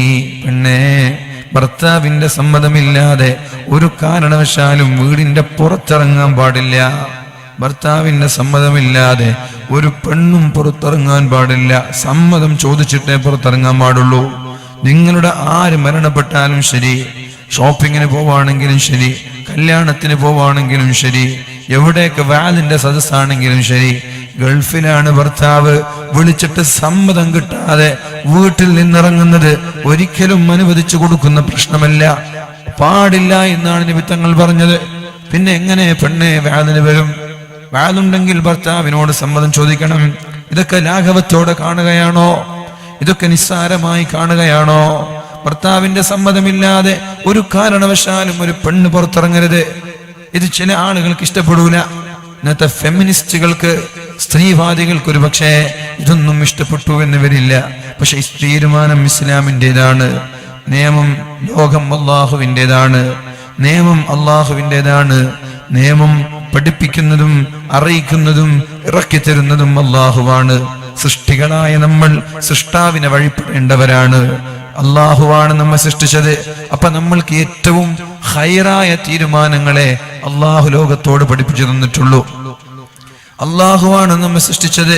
അപ്പൊ നമ്മൾക്ക് എന്താണ് ഖൈർ എന്ന് ഓരോ ആളുകളെ സംബന്ധിച്ചിടത്തോളം എന്താണ് അവർക്ക് ഖൈർ, അവരുടെ നന്മയേതാണ് എന്ന് അല്ലാഹുവിനേക്കാൾ കൂടുതൽ വേറെ ഒരാൾക്കും അറിയില്ല.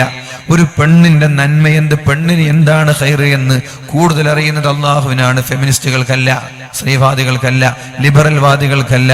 സോഷ്യൽ മീഡിയകളിലൂടെ അപവാദം പ്രചരിപ്പിക്കുന്ന ഏതെങ്കിലും സ്ത്രീകൾക്കുള്ളതല്ല. തീരുമാനം അല്ലാഹുവിൻ്റെതാണ്. മുസ്ലിമത്തായ പെണ്ണിനോടാണ് ഇത് പറയുന്നത്. കാരണം എല്ലാ പെണ്ണുങ്ങളോടും ഇത്തരം വിഷയം പറഞ്ഞാൽ അവർ ചോദിക്കും, ഞങ്ങൾക്കും സമത്വം വേണ്ടേ എന്ന്. എന്നാൽ പുരുഷന്മാർക്ക് മാത്രം ഇത്ര അധികാരം, ഭർത്താവിന് മാത്രം എന്താ ഇത്ര അധികാരം, ഞങ്ങളെന്താ മനുഷ്യരല്ലേ എന്നിങ്ങനെ ചോദിക്കും ചില പെണ്ണുങ്ങൾ. ചോദിച്ചു കൊണ്ടിരിക്കുന്നുണ്ട് ചില പെണ്ണുങ്ങൾ. സമത്വം ഞങ്ങൾക്കും വേണമെന്ന് പറയുന്നുണ്ട്. അതൊന്നും നടക്കുന്ന വിഷയമല്ല സമത്വം എന്ന് പറയുന്നത്. ഇത് ഇത്തരം ലിബറൽ ചിന്താഗതികളുള്ള ഒരു പെണ്ണിനോടല്ല ഞാൻ പറയുന്നത്.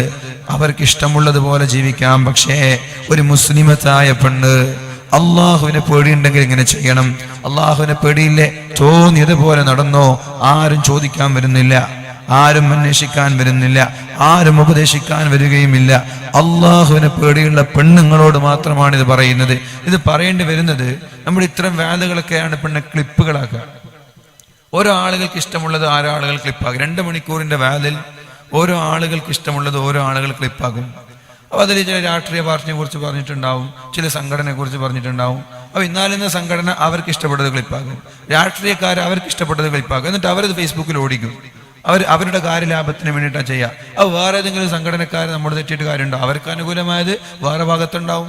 വേറെ ഏതെങ്കിലും രാഷ്ട്രീയ പാർട്ടിക്കാർ നമ്മോട് ചൊടിച്ചിട്ട് കാര്യമുണ്ടോ? അവർക്ക് അനുകൂലമായത് വേറെ ഭാഗത്തുണ്ടാവും. അവരും എല്ലാ വാദം കേൾക്കട്ടെ, അവർക്ക് ഇഷ്ടപ്പെട്ട ഭാഗം അവരും ക്ലിപ്പായിക്കോട്ടെ. എന്നാൽ പിന്നെ ഇതൊക്കെ വളരെ പ്രശ്നമാണ്. അതുകൊണ്ടാണ് ഞാൻ പറയുന്നത്. ഉദാഹരണം ഞാൻ പറഞ്ഞാൽ, ഇപ്പോൾ അടുത്ത് ഞാൻ മഞ്ചേശ്വരം ഭാഗത്തൊരു വേദന പോയി. അപ്പോൾ ഞാൻ പറഞ്ഞു, ഈ അള്ളാഹുവിൻ്റെ ഹബീബ് പഠിപ്പിച്ച സുന്നത്താണ് എന്ത്, ഇശാ നിസ്കാരത്തിന് ശേഷമുള്ള സുന്നത്ത്. ഹദ്ദാദ് എന്നുള്ളത് നമ്മൾ തുടങ്ങിയതാണ്. തുടങ്ങിയ തെറ്റല്ല, നല്ല കാര്യമാണ് തുടങ്ങിയത്. പക്ഷെ ഹദ്ദാദ് ചെല്ലുന്നുണ്ട്, സുന്നത്ത് നിസ്കരിക്കുന്നില്ല. ഹദ്ദാദ് ചെല്ലുന്നുണ്ട്, സുന്നത്ത് നിസ്കരിക്കുന്നില്ല. അത് അനുവദിക്കാൻ പറ്റുന്ന വിഷയമല്ല. കാരണം ഹദ്ദാദ് ചെല്ലുന്നവൻ എന്തായാലും സുന്നത്ത് നിസ്കരിക്കണം. നബി തങ്ങൾ പഠിപ്പിച്ച് 2 റക്അത്ത് സുന്നത്ത് നിസ്കാരം നിസ്കരിച്ച് കാണിച്ചു തന്ന സുന്നത്ത് നിസ്കാരം ഒഴിവാക്കിയിട്ട് നമ്മൾ ഹദ്ദാദ് നിൽക്കേണ്ട ആവശ്യമൊന്നുമില്ല. ഹദ്ദാദ് പ്രതിഫലമുള്ള കാര്യം തന്നെയാണ്, അതൊന്നും ഞാൻ നിഷേധിച്ചിട്ടില്ല. പക്ഷെ വേള് കഴിയുമ്പോഴേക്കും ക്ലിപ്പായി അവിടെ. അത് അവർക്ക് ഈ വിഷയം ആർക്കാ താല്പര്യമുണ്ട്, അവർ ക്ലിപ്പാക്കുമോ, അത് ഉറപ്പല്ല. ഇതിലെന്താ ഡൗട്ടുള്ളത്? ഓരോ ആളുകൾക്ക് താല്പര്യമുള്ള വിഷയം അപ്പോൾ ക്ലിപ്പാക്കി അവർ വിടും. അതേപോലെ നിക്കാഹിൻ്റെ മുമ്പ് ഞാനൊരു സ്ഥലത്ത് പ്രസംഗിച്ചപ്പോൾ ഞാൻ നിക്കാഹിന് ഖുത്ബ ഓതിയിട്ടില്ല, നിക്കാഹിൻ്റെ പ്രസംഗം മാത്രം നടത്തിയിട്ടുള്ളൂ, മുജാഹിദ എന്ന് പറഞ്ഞിട്ട് ക്ലിപ്പുണ്ടാക്കി. നിക്കാഹിന് മുമ്പ് ഖുത്ബ ഓതിയിട്ടില്ല, നിക്കാഹിൻ്റെ പ്രസംഗം മലയാളത്തിലാണ് ഖുത്ബ ഓതിയതെന്ന് പറഞ്ഞിട്ട് ക്ലിപ്പുണ്ടാക്കി. എനിക്കൊരാൾ പ്രസംഗത്തിൻ്റെ വീഡിയോ എടുക്കാൻ അയച്ചു തന്നു. ഞാൻ അയാൾക്ക് എൻ്റെ ഖുത്ബയുടെ ഓടി അയച്ചു കൊടുത്തു. ഖുത്ബ ഓതിയിട്ടില്ല എന്നാണ് അയാളുടെ അവകാശവാദം. ഖലീലുദ്ദീൻ അങ്ങനെ ചെയ്തു, ഖുത്ബ ഓതിയിട്ടില്ല, പ്രസംഗം മലയാളത്തിൽ പ്രസംഗിച്ചിട്ട് നിക്കാഹ് അയപ്പിച്ചു കൊടുത്തു. അപ്പോൾ ആരോ കട്ടകാലത്തിന് ഏതൊരു അവിടെ ഉണ്ടായിരുന്ന ഒരു ഉദവി ഖുത്ബ റെക്കോർഡ് ചെയ്തിരുന്നു. ആ റെക്കോർഡ് എൻ്റെ കയ്യിലുണ്ടായിരുന്നു. അപ്പോൾ ഞാൻ എന്ത് ചെയ്തു, ആൾക്ക് വേഗം ഈ ഖുത്ബയുടെ വോയിസ് ഇട്ട് കൊടുത്തു. സമാധാനമായില്ലെന്ന് ചോദിച്ചു. ഇങ്ങനെയാണ് ആളുകൾ, ഓരോ ആളുകൾക്ക് തോന്നുന്നതൊക്കെ ആളുകൾ പറയും. അതേപോലെ ആ ജനങ്ങൾ സംഘാടകർ അവരവർക്ക് തോന്നുന്ന ഓരോ ആളുകൾ. എനിക്ക് സംഘാടകരോട് വളരെ വിനയത്തോടെ പറയാനുള്ള വിഷയം, ഇപ്പോൾ വാദിൻ്റെ ഇപ്പോൾ ഇന്ന് വാദൊക്കെ ഞാൻ പറയും. ഇപ്പോൾ എനിക്ക് ഓൾറെഡി റമദാൻ വരെ ഡേറ്റ് എല്ലാം കൊടുത്തു കഴിഞ്ഞാൽ, റമദാൻ കഴിഞ്ഞിട്ട് ഡേറ്റ് ഉള്ളൂ. ഈ ഡേറ്റുകളൊക്കെ കൊടുത്തു കഴിഞ്ഞാൽ അപ്പോൾ ഇതിന് വേണ്ടി ഇപ്പോൾ ഇന്ന് തന്നെ ഒരു ഡേറ്റിന് വേണ്ടി ഫെബ്രുവരിയിലും മറ്റുള്ള ഡേറ്റുകൾക്ക് വേണ്ടി 10-15 ആളുകൾ ഇന്ന് ഉച്ചയ്ക്ക് ശേഷം വിളിച്ചു. അപ്പോഴാണ് എൻ്റെ ഫോണിന്ന് ഫ്ലൈറ്റ് മോഡ് ഓഫായത്. അപ്പോൾ ഫോൺ വന്നിട്ടുണ്ട്, അവർക്കൊന്നും കൊടുക്കാൻ ഡേറ്റില്ല. പക്ഷേ വാദിൻ്റെ ചില സംഘാടകർ ഒരാഴ്ച മുമ്പ് വിളിച്ചിട്ട്, അല്ലെങ്കിൽ അങ്ങനെ ഒരു മാന്യതയാണ്, ഒരു വാദ് വിളിച്ചിട്ട് ക്യാൻസൽ, ഇപ്പോൾ ഇന്നത്തെ പരിപാടി നിങ്ങൾ സംഘടിപ്പിക്കുന്നുണ്ട്, നിങ്ങളത് ക്യാൻസൽ ചെയ്താൽ ആ സമയത്ത് എന്നോട് അറിയിക്കുക നിങ്ങളുടെ ഒരു മാന്യതയാണ്, നിങ്ങളുടെ ഒരു മാന്യതയാണത്. പരിപാടി ക്യാൻസൽ ചെയ്തിട്ടുണ്ട്, അപ്പോൾ ഞാൻ എന്ത് ചെയ്യും, ആ ഡേറ്റ് അവിടെ ഫ്രീ ആക്കി വിടും. അടുത്ത ആൾ ചോദിച്ചാൽ കൊടുക്കാൻ പറ്റും. ഇത് ചോദിച്ച ആളുകളൊക്കെ ഡേറ്റ് ഇല്ല, ഡേറ്റ് ഇല്ല, ഡേറ്റ് ഇല്ല. ആളുകൾ വിചാരിക്കുക നമ്മൾ വെറുതെ പറയാണിത്, വെറുതെ പറയാൻ ഡേറ്റൊക്കെ ഉണ്ടെന്ന്. അപ്പോൾ അവർ വിചാരിക്കുക ഞങ്ങൾ കളവ് പറയാണ്, ഇതിൻ്റെ പേരിൽ ചൊടിയും പിണക്കവും ദേഷ്യവും വൈരാഗ്യവും പാരയും വെക്കുന്ന ഇഷ്ടംപോലെ ആളുകളുണ്ട്. കാസർഗോഡ് ഏറ്റവും കൂടുതൽ അങ്ങനെയുള്ള ആളുകളുണ്ട്.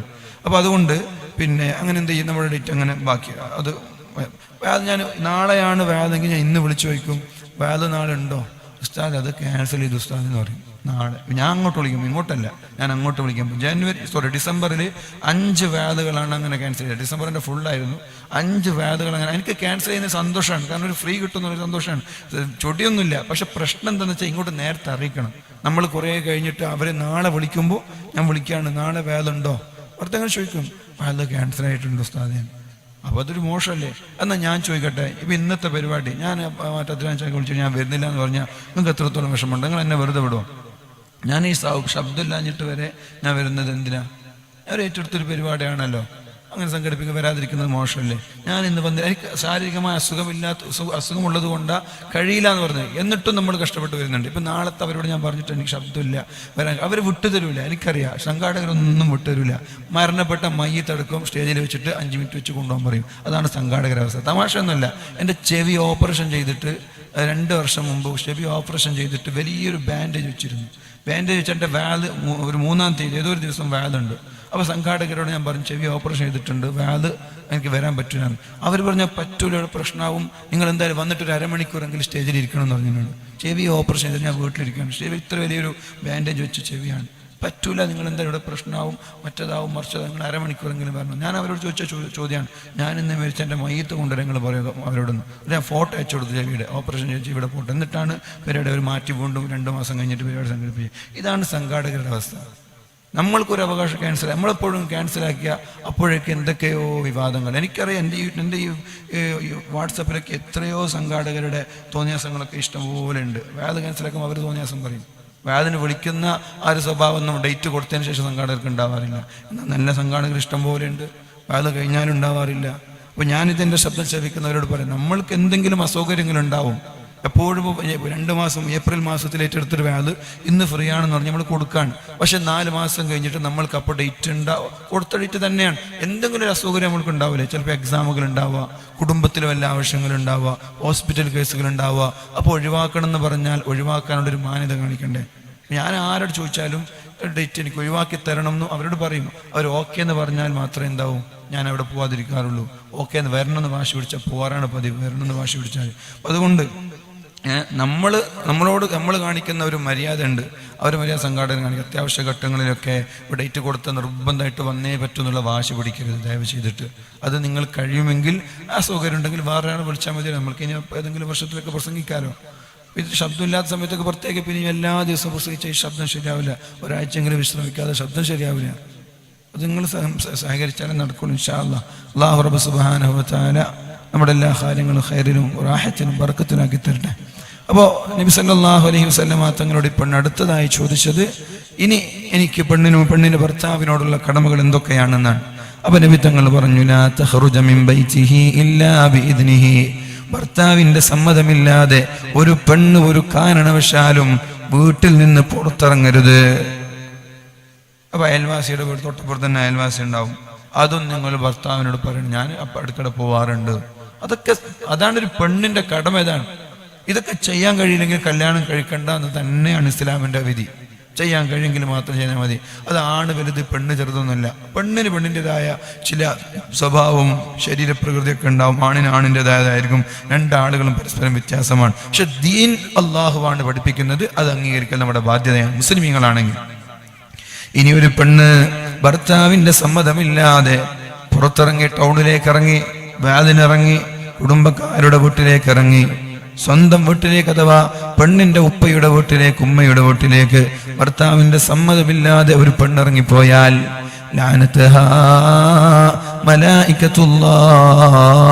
അള്ളാഹുവിന്റെ മലക്കുകൾ അവരെ ശപിക്കുമെന്ന് ശഫീഉനാ റസൂലുള്ളാഹി. അള്ളാഹുവിന്റെ മലക്കുകൾ അവരെ ശപിക്കുമെന്നാണ് പറഞ്ഞത്. വമലായികത്തുർ റഹ്മ, കാരുണ്യത്തിന്റെ മലക്കുകളും അവരെ ശപിച്ചുകൊണ്ടിരിക്കും. വമലായികത്തുൽ ഗളബി, ദേശത്തിന്റെ മലക്കുകൾ, ഗളബിന്റെ മലക്കുകളുണ്ട്, അവരും ഈ സ്ത്രീകളെ ശപിച്ചുകൊണ്ടേയിരിക്കും. അള്ളാഹു ശപിക്കും, അള്ളാഹുവിന്റെ മലക്കുകൾ ശപിക്കുമെന്ന്. ഹത്താ തതൂബ, ആ പെണ്ണ് തൗബ ചെയ്ത് മടങ്ങുന്നത് വരെ. അതോ ഭർത്താവ് എന്ന് പറഞ്ഞാൽ ചില്ലറ കാര്യമല്ല. ബഹുമാനിക്കേണ്ടത് ബഹുമാനിച്ചിരിക്കണം. പെണ്ണ് കടമകൾ അറിഞ്ഞിരിക്കണം. നിർബന്ധമായും ഭർത്താവിനോടുള്ള ബാധ്യതകൾ നിറവേറ്റിരിക്കണം. നിങ്ങൾ ഭർത്താവ് എന്ന് പറയുമ്പോൾ ഒരു ഫ്രണ്ട്ഷിപ്പ് പോലെ കാണണ്ട. ഫ്രണ്ട്ഷിപ്പൊക്കെ ആയിരിക്കും, നല്ല സൗഹൃദ ബന്ധമൊക്കെ ആയിരിക്കും. അതൊന്നും വേണ്ടെന്നല്ല. കളിച്ചിരി വേണം, തമാശകൾ വേണം, സ്നേഹപ്രകടനങ്ങളൊക്കെ വേണം. പക്ഷേ ഭർത്താവ് ചില്ലറക്കാരനല്ല എന്ന് അല്ലാഹു റബ്ബ് സുബ്ഹാനഹു വ തആല മരണപ്പെട്ടു പോയ മാതാപിതാക്കളുടെ ഖബറിടം അല്ലാഹു വെളിച്ചമാക്കി കൊടുക്കട്ടെ. 1000 രൂപ സുഹൃത്ത് ഏൽപ്പിച്ചിട്ടുണ്ട്. റബ്ബേ, മരണപ്പെട്ടു പോയ അദ്ദേഹത്തിന്റെ മാതാപിതാക്കളുടെ ഖബറിടത്തിലേക്ക് ഇതിന്റെ സവാബ് നീ പൂർണ്ണമായി എത്തിച്ചു കൊടുക്കണേ അല്ലാ. ഓരോ രൂപയ്ക്കും ലക്ഷക്കണക്കിന് പ്രതിഫലങ്ങളായി ആ 2 പേരുടെയും ഖബറിടങ്ങളിലേക്ക് എത്തിച്ചു കൊടുക്കണേ റബ്ബേ. ഇന്നത്തെ രാത്രി തന്നെ ആ ഖബറിടങ്ങളെ സ്വർഗീയമാക്കി വെളിച്ചമാക്കി വിശാലമാക്കി കൊടുക്കണേ അല്ലാ. ശിക്ഷിക്കപ്പെടുന്നവരാണെങ്കിൽ ഈ മഹാനുഭാവന്റെ ഹഖ് ജാഹ് ബർക്കത്ത് കൊണ്ട്, നമ്മുടെ സ്വതക്കകളുടെ ഹഖ് ജാഹ് ബർക്കത്ത് കൊണ്ട് അല്ലാഹുവേ, ഇന്നത്തെ രാത്രി തന്നെ ആ ഖബറിടത്തിൽ നിന്ന് ശിക്ഷയെ നീ ഉയർത്തി കൊടുക്കണേ റബ്ബേ. ഖബറിൽ പ്രയാസമുണ്ടെങ്കിൽ പ്രയാസങ്ങൾ നീ തീർത്തു കൊടുക്കണേ റബ്ബേ. സ്വർഗത്തിന്റെ കവാടങ്ങൾ തുറന്നു കൊടുക്കണേ അല്ലാ. ഹിസാബില്ലാതെ അദാബില്ലാതെ സ്വർഗം ആസ്വദിക്കുന്ന മുത്തഖീങ്ങളിൽ ഉൾപ്പെടുത്തണേ റബ്ബേ. സ്വർഗീയ സുഖം ആസ്വദിക്കുന്ന ഖബറിടങ്ങളാണെങ്കിൽ അവരുടെ ദറജ നീ ഉയർത്തണേ അല്ലാ. ഈ മകനെ മാതാപിതാക്കളുടെ തൃപ്തി ലഭിച്ച മക്കളിൽ ഉൾപ്പെടുത്തണേ റബ്ബേ. നിന്റെ തൃപ്തി മാതാപിതാക്കളുടെ തൃപ്തിയിലാണ്. മാതാപിതാക്കളോടുള്ള ബാധ്യതകൾ നിറവേറ്റിയ മകനായി മകനെ നീ ഏറ്റെടുക്കണേ അല്ലാ. മാറാരോഗങ്ങളിൽ നിന്ന് നീ കാക്കണേ റബ്ബേ. ശർറായ ഖളായിൽ നിന്ന് നീ കാക്കണേ അല്ലാ. ഒരു പെണ്ണിനെ സംബന്ധിച്ചിടത്തോളം ഭർത്താവിന്റെ സമ്മതമില്ലാതെ ഒരു പെണ്ണ് വീട്ടിൽ നിന്നിറങ്ങിയാൽ അവൾ തൗബ ചെയ്ത് മടങ്ങുന്നത് വരെ, ആ പെണ്ണ് വീട്ടിലേക്ക് തിരിച്ചു വരുന്നത് വരെ അള്ളാഹുവിന്റെ കോപവും അള്ളാഹുവിന്റെ ശാപവും മലായികയുടെ ശാപവും ആ പെണ്ണിനുണ്ടാകുമെന്നാണ് എനിക്കറിയാം. ഗൾഫിൽ നിന്ന് സ്വന്തം ഭർത്താവിനോട് പിണങ്ങി നാട്ടിലേക്ക് വന്ന സ്ത്രീകൾ അറിയാം. ഗൾഫിൽ നിന്ന് ഭർത്താവ് ഗൾഫിലാണ്, ആ ഭർത്താവിനോട് പിണങ്ങിയിട്ട് നാട്ടിലേക്ക് വന്ന പെണ്ണ് എത്ര കാലം ആ പെണ്ണ് അള്ളാഹുവിന്റെയും മലായികയുടെയും ശാപം പേറി നടക്കും? ഇതൊക്കെ ചില്ലറയാണെന്ന് തോന്നുന്നുണ്ടോ? നമ്മുടെ ഹനീഫ മരിച്ചുപോയ ഉപ്പേ, അള്ളാഹുവേ, മരണപ്പെട്ടു പോയ പിതാവിന്റെ ആരാണോ മരണപ്പെട്ടു പോയത് അവരുടെ കബറിടങ്ങൾ അല്ലാഹുവേ നീ വെളിച്ചമാക്കി കൊടുക്കണേ റബ്ബേ. ഹനീഫ് ഉള്ളതുകൊണ്ടാണ് ഇത്രയും പ്രസംഗിക്കുന്നത്, ഇല്ലെങ്കിൽ ഇതും കയ്യിലായിരുന്നു. അല്ലാഹുവേ ജോലിയിൽ ബറക്കത്ത് ചെയ്യണേ അല്ലാ, ആഫിയത്തും ആരോഗ്യവും നീ നൽകി കൊടുക്കണേ അല്ലാ. അർഹമുർ റഹീമായ റബ്ബേ, സദഖയുടെ ബറക്കത്ത് കൊണ്ട് മരണപ്പെട്ടു പോയവരുടെ കബറിടം നീ വെളിച്ചമാക്കി സ്വർഗീയമാക്കി കൊടുക്കണേ അല്ലാ. ജീവിതത്തിൽ ചെയ്തു പോയ തെറ്റുകുറ്റങ്ങളൊക്കെ നീ പുറത്തു കൊടുക്കണേ റബ്ബേ. ഖബറിടം നീ വിശാലമാക്കി കൊടുക്കണേ അല്ലാ. ഒരു സെക്കൻഡ് പോലും നരകത്തിന്റെ ശിക്ഷ അനുഭവിക്കാതെ ഹിസാബില്ലാതെ സ്വർഗം ലഭിക്കുന്ന മുത്തഖീങ്ങളിൽ ഉൾപ്പെടുത്തണേ റബ്ബേ. മാതാപിതാക്കളുടെ തൃപ്തി ലഭിച്ച മകനിൽ നമ്മുടെ സുഹൃത്ത് ഹനീഫിനെയും നീ ഉൾപ്പെടുത്തണേ അല്ലാ.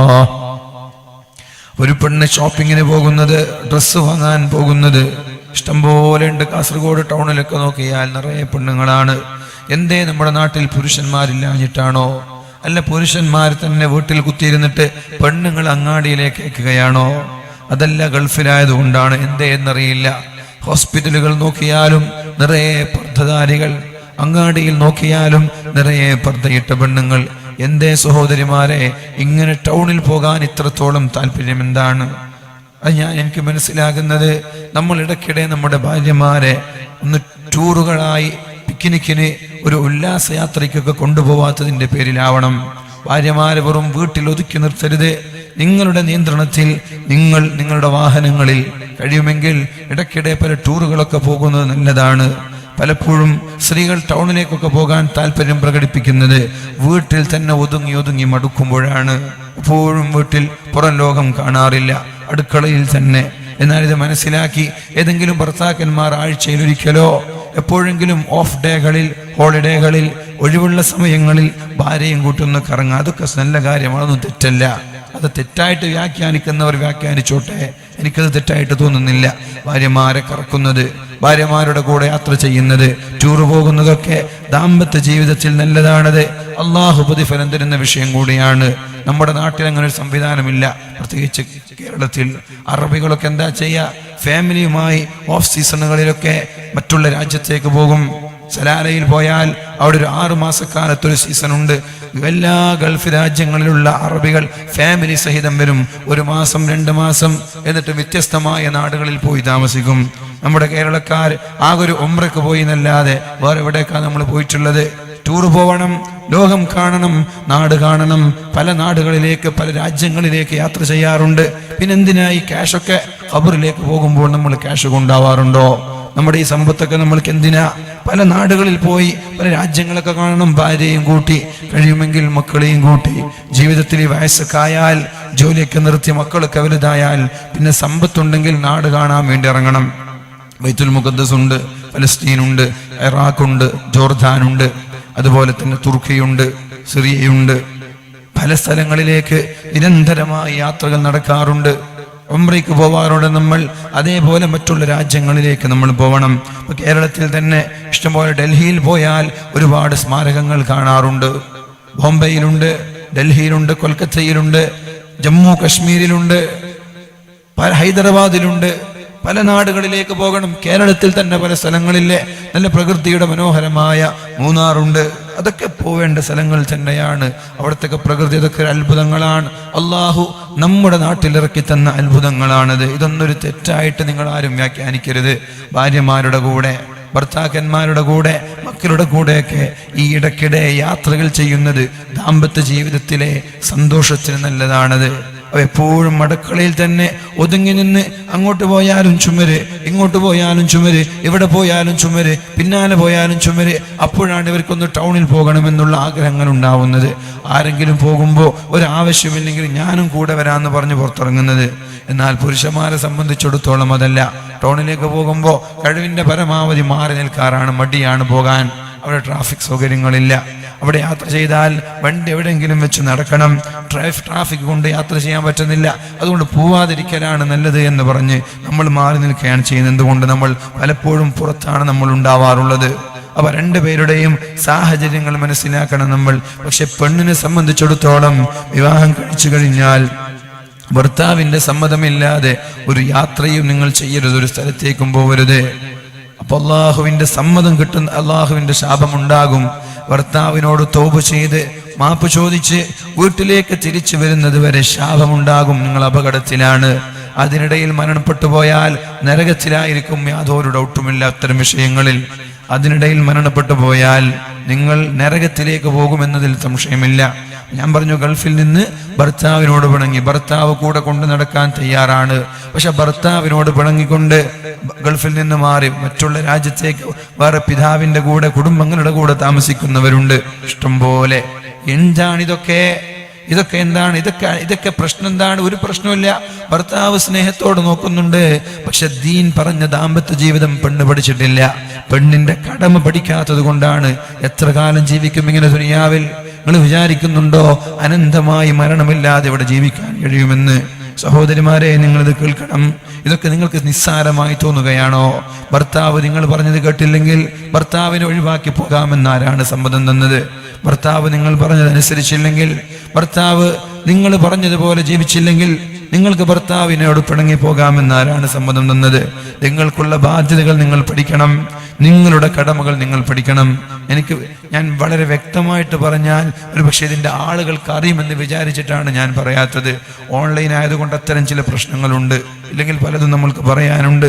എത്രയോ അനുഭവങ്ങൾ നമ്മുടെ നാടിലും നമ്മുടെ സൗഹൃദ ബന്ധങ്ങളിലും നമ്മുടെ കുടുംബങ്ങളിലും നമ്മുടെ ചുറ്റുഭാഗങ്ങളിലുമുള്ള എത്രയോ ദാമ്പത്യ ജീവിതത്തിന്റെ വിള്ളലുകളുടെ കഥകൾ അറിയാം. ഓൺലൈൻ ആകുമ്പോൾ പറയാൻ കഴിയില്ല, പലപ്പോഴും പല പ്രശ്നങ്ങളുണ്ട്. അതുകൊണ്ട് എൻ്റെ പ്രിയപ്പെട്ട സഹോദരിമാരോട് പറയുന്നത്, പിണക്കം, നമ്മുടെ മാറി നിൽക്കലൊക്കെ നല്ലതാണ് എന്ന് നീ വിചാരിച്ചിട്ടുണ്ടെങ്കിൽ അത് നിനക്ക് തന്നെ തിരിച്ചടിയായി മാറുമെന്നുള്ള വിഷയത്തിൽ യാതൊരു സംശയമില്ല. ഇനിയും വരാനുണ്ട് നമ്മൾക്ക് ജീവിതം. പഠിക്കേണ്ടവർക്ക് പഠിക്കാം, മനസ്സിലാക്കേണ്ടവർക്ക് മനസ്സിലാക്കാം. തിരിയാത്തവർക്ക് പിന്നെ ഒരിക്കലും തിരിയാൻ പോകുന്നില്ല. അനുഭവിച്ചാലേ അത്തരം ആളുകൾ പഠിക്കുള്ളൂ. അപ്പോ ഭർത്താവിന്റെ സമ്മതമില്ലാതെ പുറത്തിറങ്ങുന്നവർക്ക് ശാപമാണെന്ന് ഷഫീഉനാ റസൂലുള്ളാഹി. അപ്പൊ നബി തങ്ങളോട് ആ പെണ്ണ് ചോദിച്ചു, നബിയേ, ഫഇൻ കാന ലഹാ ളാലിമാ, ഒരു ഭർത്താവ് ഭാര്യയെ ആക്രമിക്കുന്ന പീഡിപ്പിക്കുന്ന ഒരു ഭർത്താവാണ്, എപ്പോഴും മടിക്കുക. എന്തിന് ചെറിയൊരു കറിയുടെ ടേസ്റ്റ് പോരത്. നിന്റെ കഴിവ് തെളിക്കേണ്ടത് നിന്റെ വീട്ടിലുള്ള പെണ്ണിനോടല്ല. അത്തരം ആളുകൾ, അതേപോലെ മക്കളും ഭാര്യമാരെ അടക്കി ഭരിക്കണമെന്ന് ആഗ്രഹിക്കുന്ന ഉമ്മമാരുണ്ട്, ഉപ്പമാരുമുണ്ട്. ശ്രദ്ധിക്കണം നമ്മൾ. അഥവാ ഉമ്മയെ അടക്കി ഭരിച്ചതുപോലെ എൻ്റെ മകൻ, എൻ്റെ മരുമകളെ അഥവാ മകന്റെ ഭാര്യയെയും അടക്കി ഭരിക്കണമെന്ന് ആഗ്രഹിക്കുന്ന ഉമ്മമാരുണ്ട്, ഉപ്പമാരുണ്ട്. എന്നാൽ ഉമ്മമാർക്കെങ്കിലും ഒരല്പം ബോധം വേണ്ടേ? എന്നെ ഏതായാലും എൻ്റെ ഭർത്താവ് അടക്കി ഭരിച്ചതാണ്, അതുകൊണ്ട് എൻ്റെ മക്കൾ അങ്ങനെ ചെയ്യാൻ പാടില്ല എന്ന ബോധമല്ലേ വേണ്ടത്? സത്യത്തിൽ അതല്ല എന്നുള്ളത്. അവരും ആഗ്രഹിക്കുന്നത് മക്കളെല്ലാം എൻ്റെ ഭർത്താവ് എന്നെ അടക്കി ഭരിച്ചതുപോലെ ഭാര്യ അടക്കി ഭരിക്കണമെന്നാണ്. അടക്കി ഭരിക്കുക എന്ന പദപ്രയോഗം ഇസ്ലാമിലില്ലേ? ഇല്ല. നബി തങ്ങളുടെ ജീവിതത്തിൽ അടക്കി ഭരിച്ച ചരിത്രം നിങ്ങൾക്ക് കാണുകയില്ല. 9ഓളം ഭാര്യമാരുണ്ടായിട്ട് അവരോട് ദേഷ്യപ്പെട്ട ചരിത്രം, പിണങ്ങിയ ചരിത്രം നിങ്ങൾക്ക് കാണൂല. അവരെ അടിച്ച ചരിത്രം നിങ്ങൾക്ക് കാണൂല. പിന്നെ ഇവിടെ പെണ്ണുങ്ങളുടെ കഥ പറയുമ്പോൾ അവരിങ്ങനെ ഒതുങ്ങിക്കൂടി ഇങ്ങനെ ഓച്ചാനിച്ച് അടിമകളെ പോലെ ജീവിക്കണമെന്നല്ല ഇസ്ലാം പഠിപ്പിക്കുന്നത്. അതിന് ചില വഴികളുണ്ട്, ചില മാർഗരേഖകളുണ്ട്. ഇവിടെ അള്ളാഹുവിന്റെ ഹബീബിനോട് അദ്ദേഹം ആ പെണ്ണ് ചോദിക്കുന്നുണ്ട്, നബിയേ, ഒരു പെണ്ണിനെ പീഡിപ്പിക്കുന്ന ഭർത്താവാണെങ്കിൽ, ഒരു പെണ്ണിനെ അടിക്കുന്ന ഭർത്താവാണെങ്കിൽ, സംശയരോഗമുള്ള ചില ഭർത്താക്കന്മാരുണ്ട്. ഒരു പെണ്ണിനോട് സംശയം, പെണ്ണെന്തെങ്കിലും ചെയ്താൽ പെണ്ണിന് സംശയം, സംശയത്തിന്റെ പേരിൽ പെണ്ണിനെ പീഡിപ്പിക്കുക, സ്വർണം തരാത്തതിന്റെ പേരിൽ, സ്വർണ്ണാഭരണങ്ങൾ തരാത്തതിന്റെ പേരിൽ, കാശ് നൽകാത്തതിന്റെ പേരിൽ, ക്യാഷ് നൽകാത്തതിന്റെ പേരിൽ, വീട്ടിൽ നിന്ന് കിട്ടേണ്ട, പെണ്ണിന്റെ പിതാവിൽ നിന്ന് കിട്ടേണ്ട സ്വത്ത് കിട്ടാത്തതിന്റെ പേരിലൊക്കെ സ്ത്രീകളെ നിരന്തരമായി പീഡിപ്പിക്കുന്ന എത്രയോ കഥകൾ ഇന്ന് നമ്മുടെ നാട്ടിൽ കേട്ടുകൊണ്ടിരിക്കുകയാണ്. അപ്പോ നബിയെ, അങ്ങനെ ആക്രമിക്കുന്ന ഒരു ഭർത്താവാണെങ്കിലോ, നബി തങ്ങൾ പറഞ്ഞു, ആക്രമിക്കുന്ന ഭർത്താവാണെങ്കിൽ വരെ പെണ്ണ് തിരിച്ചാക്രമിക്കാൻ പാടില്ല, പെണ്ണ് തിരിച്ച് പ്രകോപിപ്പിക്കാൻ പാടില്ല, പെണ്ണ് തിരിച്ച് ദേഷ്യപ്പെടാൻ പാടില്ല. അത് നിന്റെ ഭർത്താവിന്റെ സ്വഭാവം മോശമാണെന്ന് വിചാരിച്ചാൽ മതി. അയാളുടെ സ്വഭാവം മോശമായതുകൊണ്ട് ഞാനും അതേപോലെ തിരിച്ചടിക്കാൻ പാടില്ലല്ലോ, എന്നോടതല്ലല്ലോ പറഞ്ഞത്. നിന്റെ ഭർത്താവ് കൊടും ക്രൂരനാണെന്ന് വിചാരിക്ക്. കള്ള് കുടിച്ചിട്ടൊക്കെ വീട്ടിൽ വന്ന് വെറുതെ അനാവശ്യമായി വീട്ടിൽ അടിക്കുകയും കോലാഹലങ്ങൾ ഉണ്ടാക്കുകയും ചെയ്യുന്ന ഒരാളെ നീ തിരിച്ച് പേടിപ്പിക്കാനോ തിരിച്ചടിക്കാനോ തിരിച്ച് ദേഷ്യപ്പെടാനോ നീ വരച്ച വിറയിൽ നിർത്താനോ പാടില്ല. നീ എന്ത് ചെയ്യണം?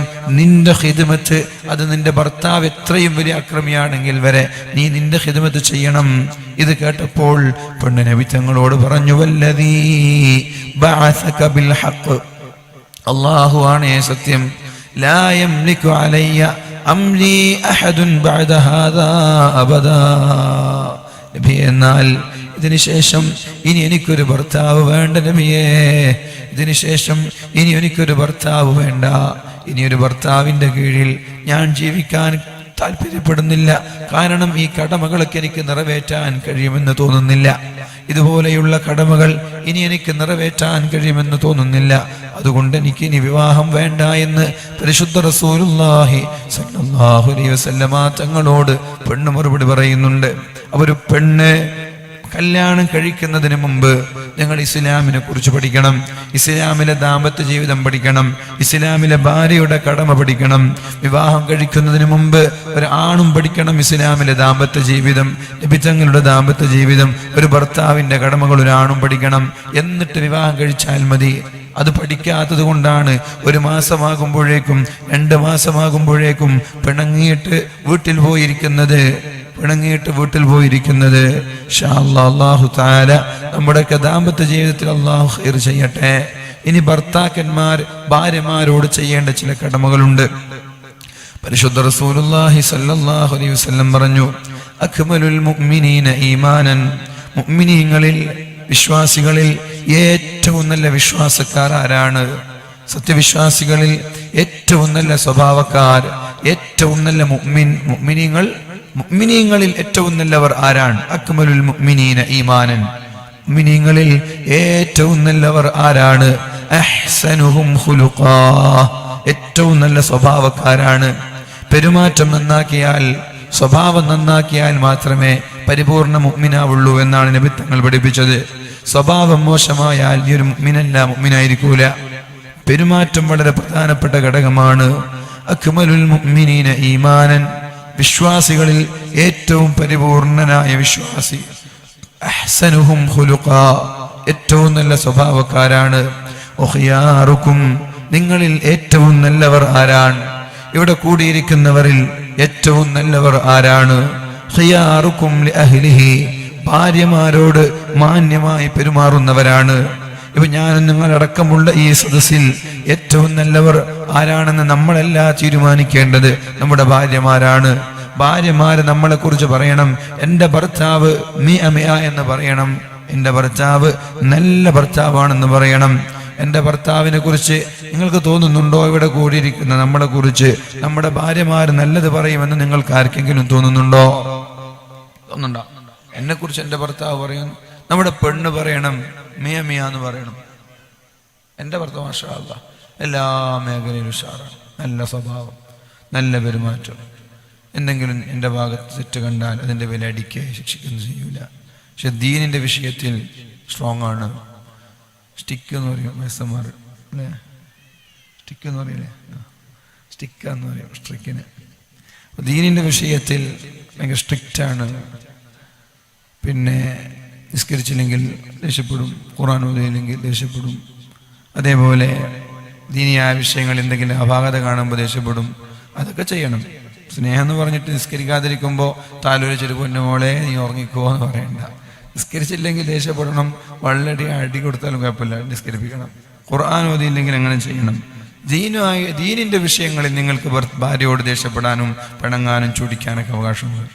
കാരണം ഒരു പെണ്ണ് ദീനിയായെങ്കിലും മക്കൾ ദീനിയാവുള്ളൂ. പെണ്ണ് മോശമായ മക്കൾ മോശമാവും. ഭർത്താക്കന്മാർ അത്തരം വിഷയത്തിൽ ഒരു കോംപ്രമൈസും വേണ്ട. ദീനിൻ്റെ വിഷയത്തിൽ തഹജ്ജുദ് നിസ്കരിക്കുന്നില്ല, ദേഷ്യപ്പെടണം. നിങ്ങൾ അവിടെ നിന്ന് എക്സ്ക്യൂസ് ഒന്നും കാണിക്കണ്ട, ഒരു സ്നേഹം വേണ്ട. അവിടെ നിന്നും തഹജ്ജുദ് ഭാര്യമാരെ കൊണ്ട് നിസ്കരിപ്പിക്കണം. കല്യാണം കഴിഞ്ഞാൽ അവർ നിസ്കരിച്ചാലേ മക്കൾ നിസ്കരിക്കുള്ളൂ, അവർ നിസ്കരിച്ചില്ലെങ്കിൽ മക്കൾ നിസ്കരിക്കൂല. അതൊക്കെ ചെയ്യിപ്പിക്കണം. അവിടെ നിന്ന് നിങ്ങൾ ഇളവ് കാണിക്കേണ്ട ആവശ്യമില്ല. ഭാര്യമാരോട് തഹജ്ജുദ് നിസ്കരിപ്പിക്കണം, സമയത്ത് സുബഹി നിസ്കരിക്കണം. സുബഹിക്ക് ശേഷം ഭാര്യമാർ ഉറങ്ങാൻ വിടരുത്. അവിടെ ഭാര്യമാർ പിണങ്ങിക്കോട്ടെ, നിങ്ങൾ ഉറങ്ങാൻ അനുവദിക്കരുത്. ഒരു വീട്ടിൽ പെണ്ണ് സുബഹിക്ക് ശേഷം ഉറങ്ങിയ ആ വീട്ടിൽ ബർക്കത്തുണ്ടാവൂല, ആ മക്കൾ നന്നാവൂല, ദാരിദ്ര്യം ഉണ്ടാവും വീട്ടിൽ. സുബഹിക്ക് ശേഷം ഉറങ്ങുന്ന വീടുകളെ വെറുപ്പാണ്. സുബഹിക്ക് ശേഷം വീട്ടിൽ പെണ്ണുങ്ങൾ ഉറങ്ങാൻ പാടില്ല. അപ്പോൾ ഭർത്താക്കന്മാർ വിചാരിക്കും രാവിലെ തുടങ്ങുന്ന ജോലിയല്ലേ, 8 മണിക്ക് എണീറ്റിട്ട് ജോലി എടുക്കണം, അടുക്കളയിൽ പാചകം ചെയ്യണം. പ്രത്യേകിച്ചിട്ട് ഭർത്താവിൻ്റെ മാതാപിതാക്കൾ അങ്ങനെ ഒരു എക്സ്ക്യൂസ് കൊടുക്കില്ല, ഇടയ്ക്ക് വന്നിട്ട് ഉറങ്ങാൻ വിടില്ല. അതൊന്നും നമ്മളറിയും. സുബഹിക്ക് ശേഷം നമ്മുടെ വീടുകളിൽ ഉറങ്ങൽ അനുവദിക്കാൻ പാടില്ല. അവിടെ ഭർത്താക്കന്മാർ ഒരു വിട്ടുവീഴ്ചയ്ക്കും തയ്യാറാവരുത്. ആ ഉറക്ക് വലിയ നഷ്ടമാണ്. ബർക്കത്തില്ലാത്തത് കൊണ്ടാണ്, രോഗങ്ങൾ ഉണ്ടാവുന്നത് കൊണ്ടാണ്, ദാരിദ്ര്യം ഉണ്ടാവുന്നത് കൊണ്ടാണ്, കുടുംബത്തിൽ ഐക്യമില്ലാത്തത് കൊണ്ടാണ്, മക്കളെ നന്നാക്കാൻ പ്രയാസമാകുന്നത് കൊണ്ടാണ്. സുബഹിക്ക് ശേഷം നമ്മുടെ ഒരു വീട്ടിൽ ഉറക്കുണ്ടാവാൻ പാടില്ല. നിങ്ങൾ സ്റ്റേണായി നിൽക്കണം. നിങ്ങൾ തന്നെ ഉറങ്ങിയാൽ പിന്നെ പെണ്ണുങ്ങൾ ഉറങ്ങുന്ന ഉറപ്പല്ലേ? നിങ്ങൾ തന്നെ പോയിട്ട് ഉറങ്ങിയാൽ പിന്നെ അങ്ങനെ പെണ്ണുങ്ങൾ ഉറങ്ങാതിരിക്കും. അതുകൊണ്ട് ഞാൻ പറയുന്നത് സ്നേഹം വേണം, കാരുണ്യം വേണം, സഹായിക്ക വേണം.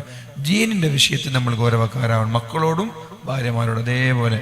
ദീനിന്റെ വിഷയം ഖുർആൻ ഓതുന്നില്ലേ, ഓതിപ്പിക്കണം. നമ്മൾ നിസ്കരിക്കുന്നില്ലേ, നിസ്കരിപ്പിക്കണം. അടക്കം സുന്നത്തുകൾ എല്ലാം നിസ്കരിക്കണം.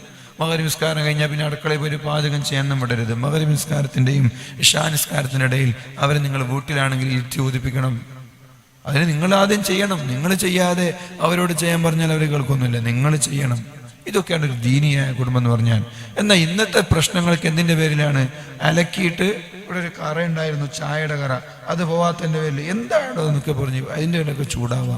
അയൺ ചെയ്തിട്ട് ഇസ്തിരി ഇട്ടിട്ട് ചുരുണ്ട് നീർന്നിട്ടില്ല, അല്ലെങ്കിൽ മടക്ക് ശരിയായിട്ടില്ല. തുണിയൊക്കെ മടക്കുമ്പോൾ അതിന് ലെങ്ത്തും ലൈനൊക്കെ ശരിയാവണമല്ലോ. ഒന്ന് താഴെ ഒന്ന് മീനോട്, ഒന്ന് കൊച്ചു കൊയിലാണ്ടി എന്ന് പറയുന്ന പോലെ അങ്ങനെ ആയിട്ടുണ്ട്. ആ കൊച്ചും കൊയിലാണ്ടി പോലെ അതിൻ്റെ പേരിലൊക്കെ പിണങ്ങുക. എന്ത് ആരാ സമ്മതം നിന്നത്? എങ്ങനെയാ പിണങ്ങുക? ഇതൊന്നും പെണ്ണിന് ഇസ്തിരിട്ടല്ലൊന്നും കടമല്ല. നിങ്ങൾ വേണം, നിങ്ങൾ ഇട്ടോളണം. പെണ്ണിനോട് ആരാ ഇസ്തിരിട്ടാൻ പറഞ്ഞ്? നിങ്ങളുടെ ഓഫറാണത്. നിങ്ങൾക്ക് ഇസ്തിരിട്ട് തരുന്നുണ്ടെങ്കിൽ ആ പെണ്ണിനെ തലയിൽ വെച്ച് കിടക്കണം. പെണ്ണിന് ഇസ്തിരിട്ട് തരുന്ന ഒരു കടമയില്ല, ഒരു ബാധ്യതയില്ല. നമുക്ക് ഫുഡ് ഉണ്ടാക്കി തരേണ്ട ബാധ്യത പെണ്ണിനില്ല. പിന്നല്ലേ ഫുഡ് ഉണ്ടാക്കിയിട്ട് ടേസ്റ്റ് ഇല്ലെങ്കിൽ ചൂടാവാം. ദുനിയാവിന്റെ വിഷയത്തിൽ ചൂടാകുന്ന ഭർത്താക്കന്മാർ അവർ അപകടക്കാരാണ്. വഖമലുൽ മുഅ്മിനീന ഈമാനൻ, മുഅ്മിനീങ്ങളിൽ ഏറ്റവും പരിപൂർണമായ ഈമാനുള്ളവർ അഹ്സനുഹും ഖുലുഖ, ഏറ്റവും നല്ല സ്വഭാവക്കാരാണ്. വഖിയാറുക്കും ഖിയാറുക്കും ലിഅഹ്ലിഹി, നിങ്ങളിൽ ഏറ്റവും നല്ലവർ ഖിയാറുക്കും ലിഅഹ്ലിഹി, ഭാര്യമാരോട് മാന്യമായി പെരുമാറുന്നവരാണ് നല്ലവർ.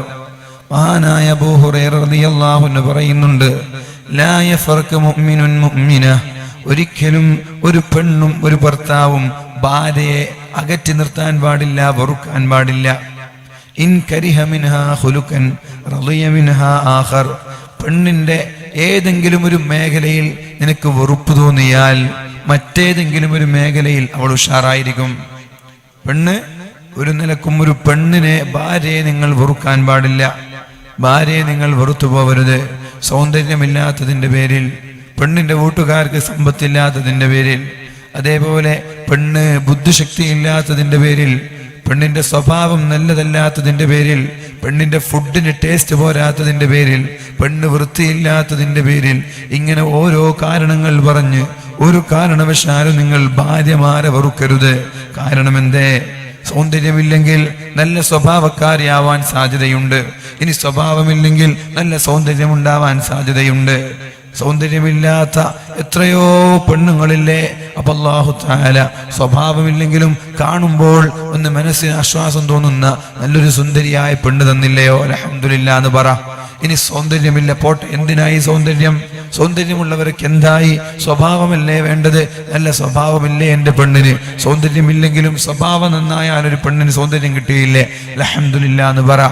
ഇനി രണ്ടുമില്ല, പക്ഷെ നല്ല ഭക്ഷണം പാചകം ചെയ്യുന്നുണ്ടെങ്കിൽ അൽഹംദുലില്ലാ 4 നേരം 3 നേരം നല്ല മനോഹരമായ ഭക്ഷണം കഴിക്കാലോ.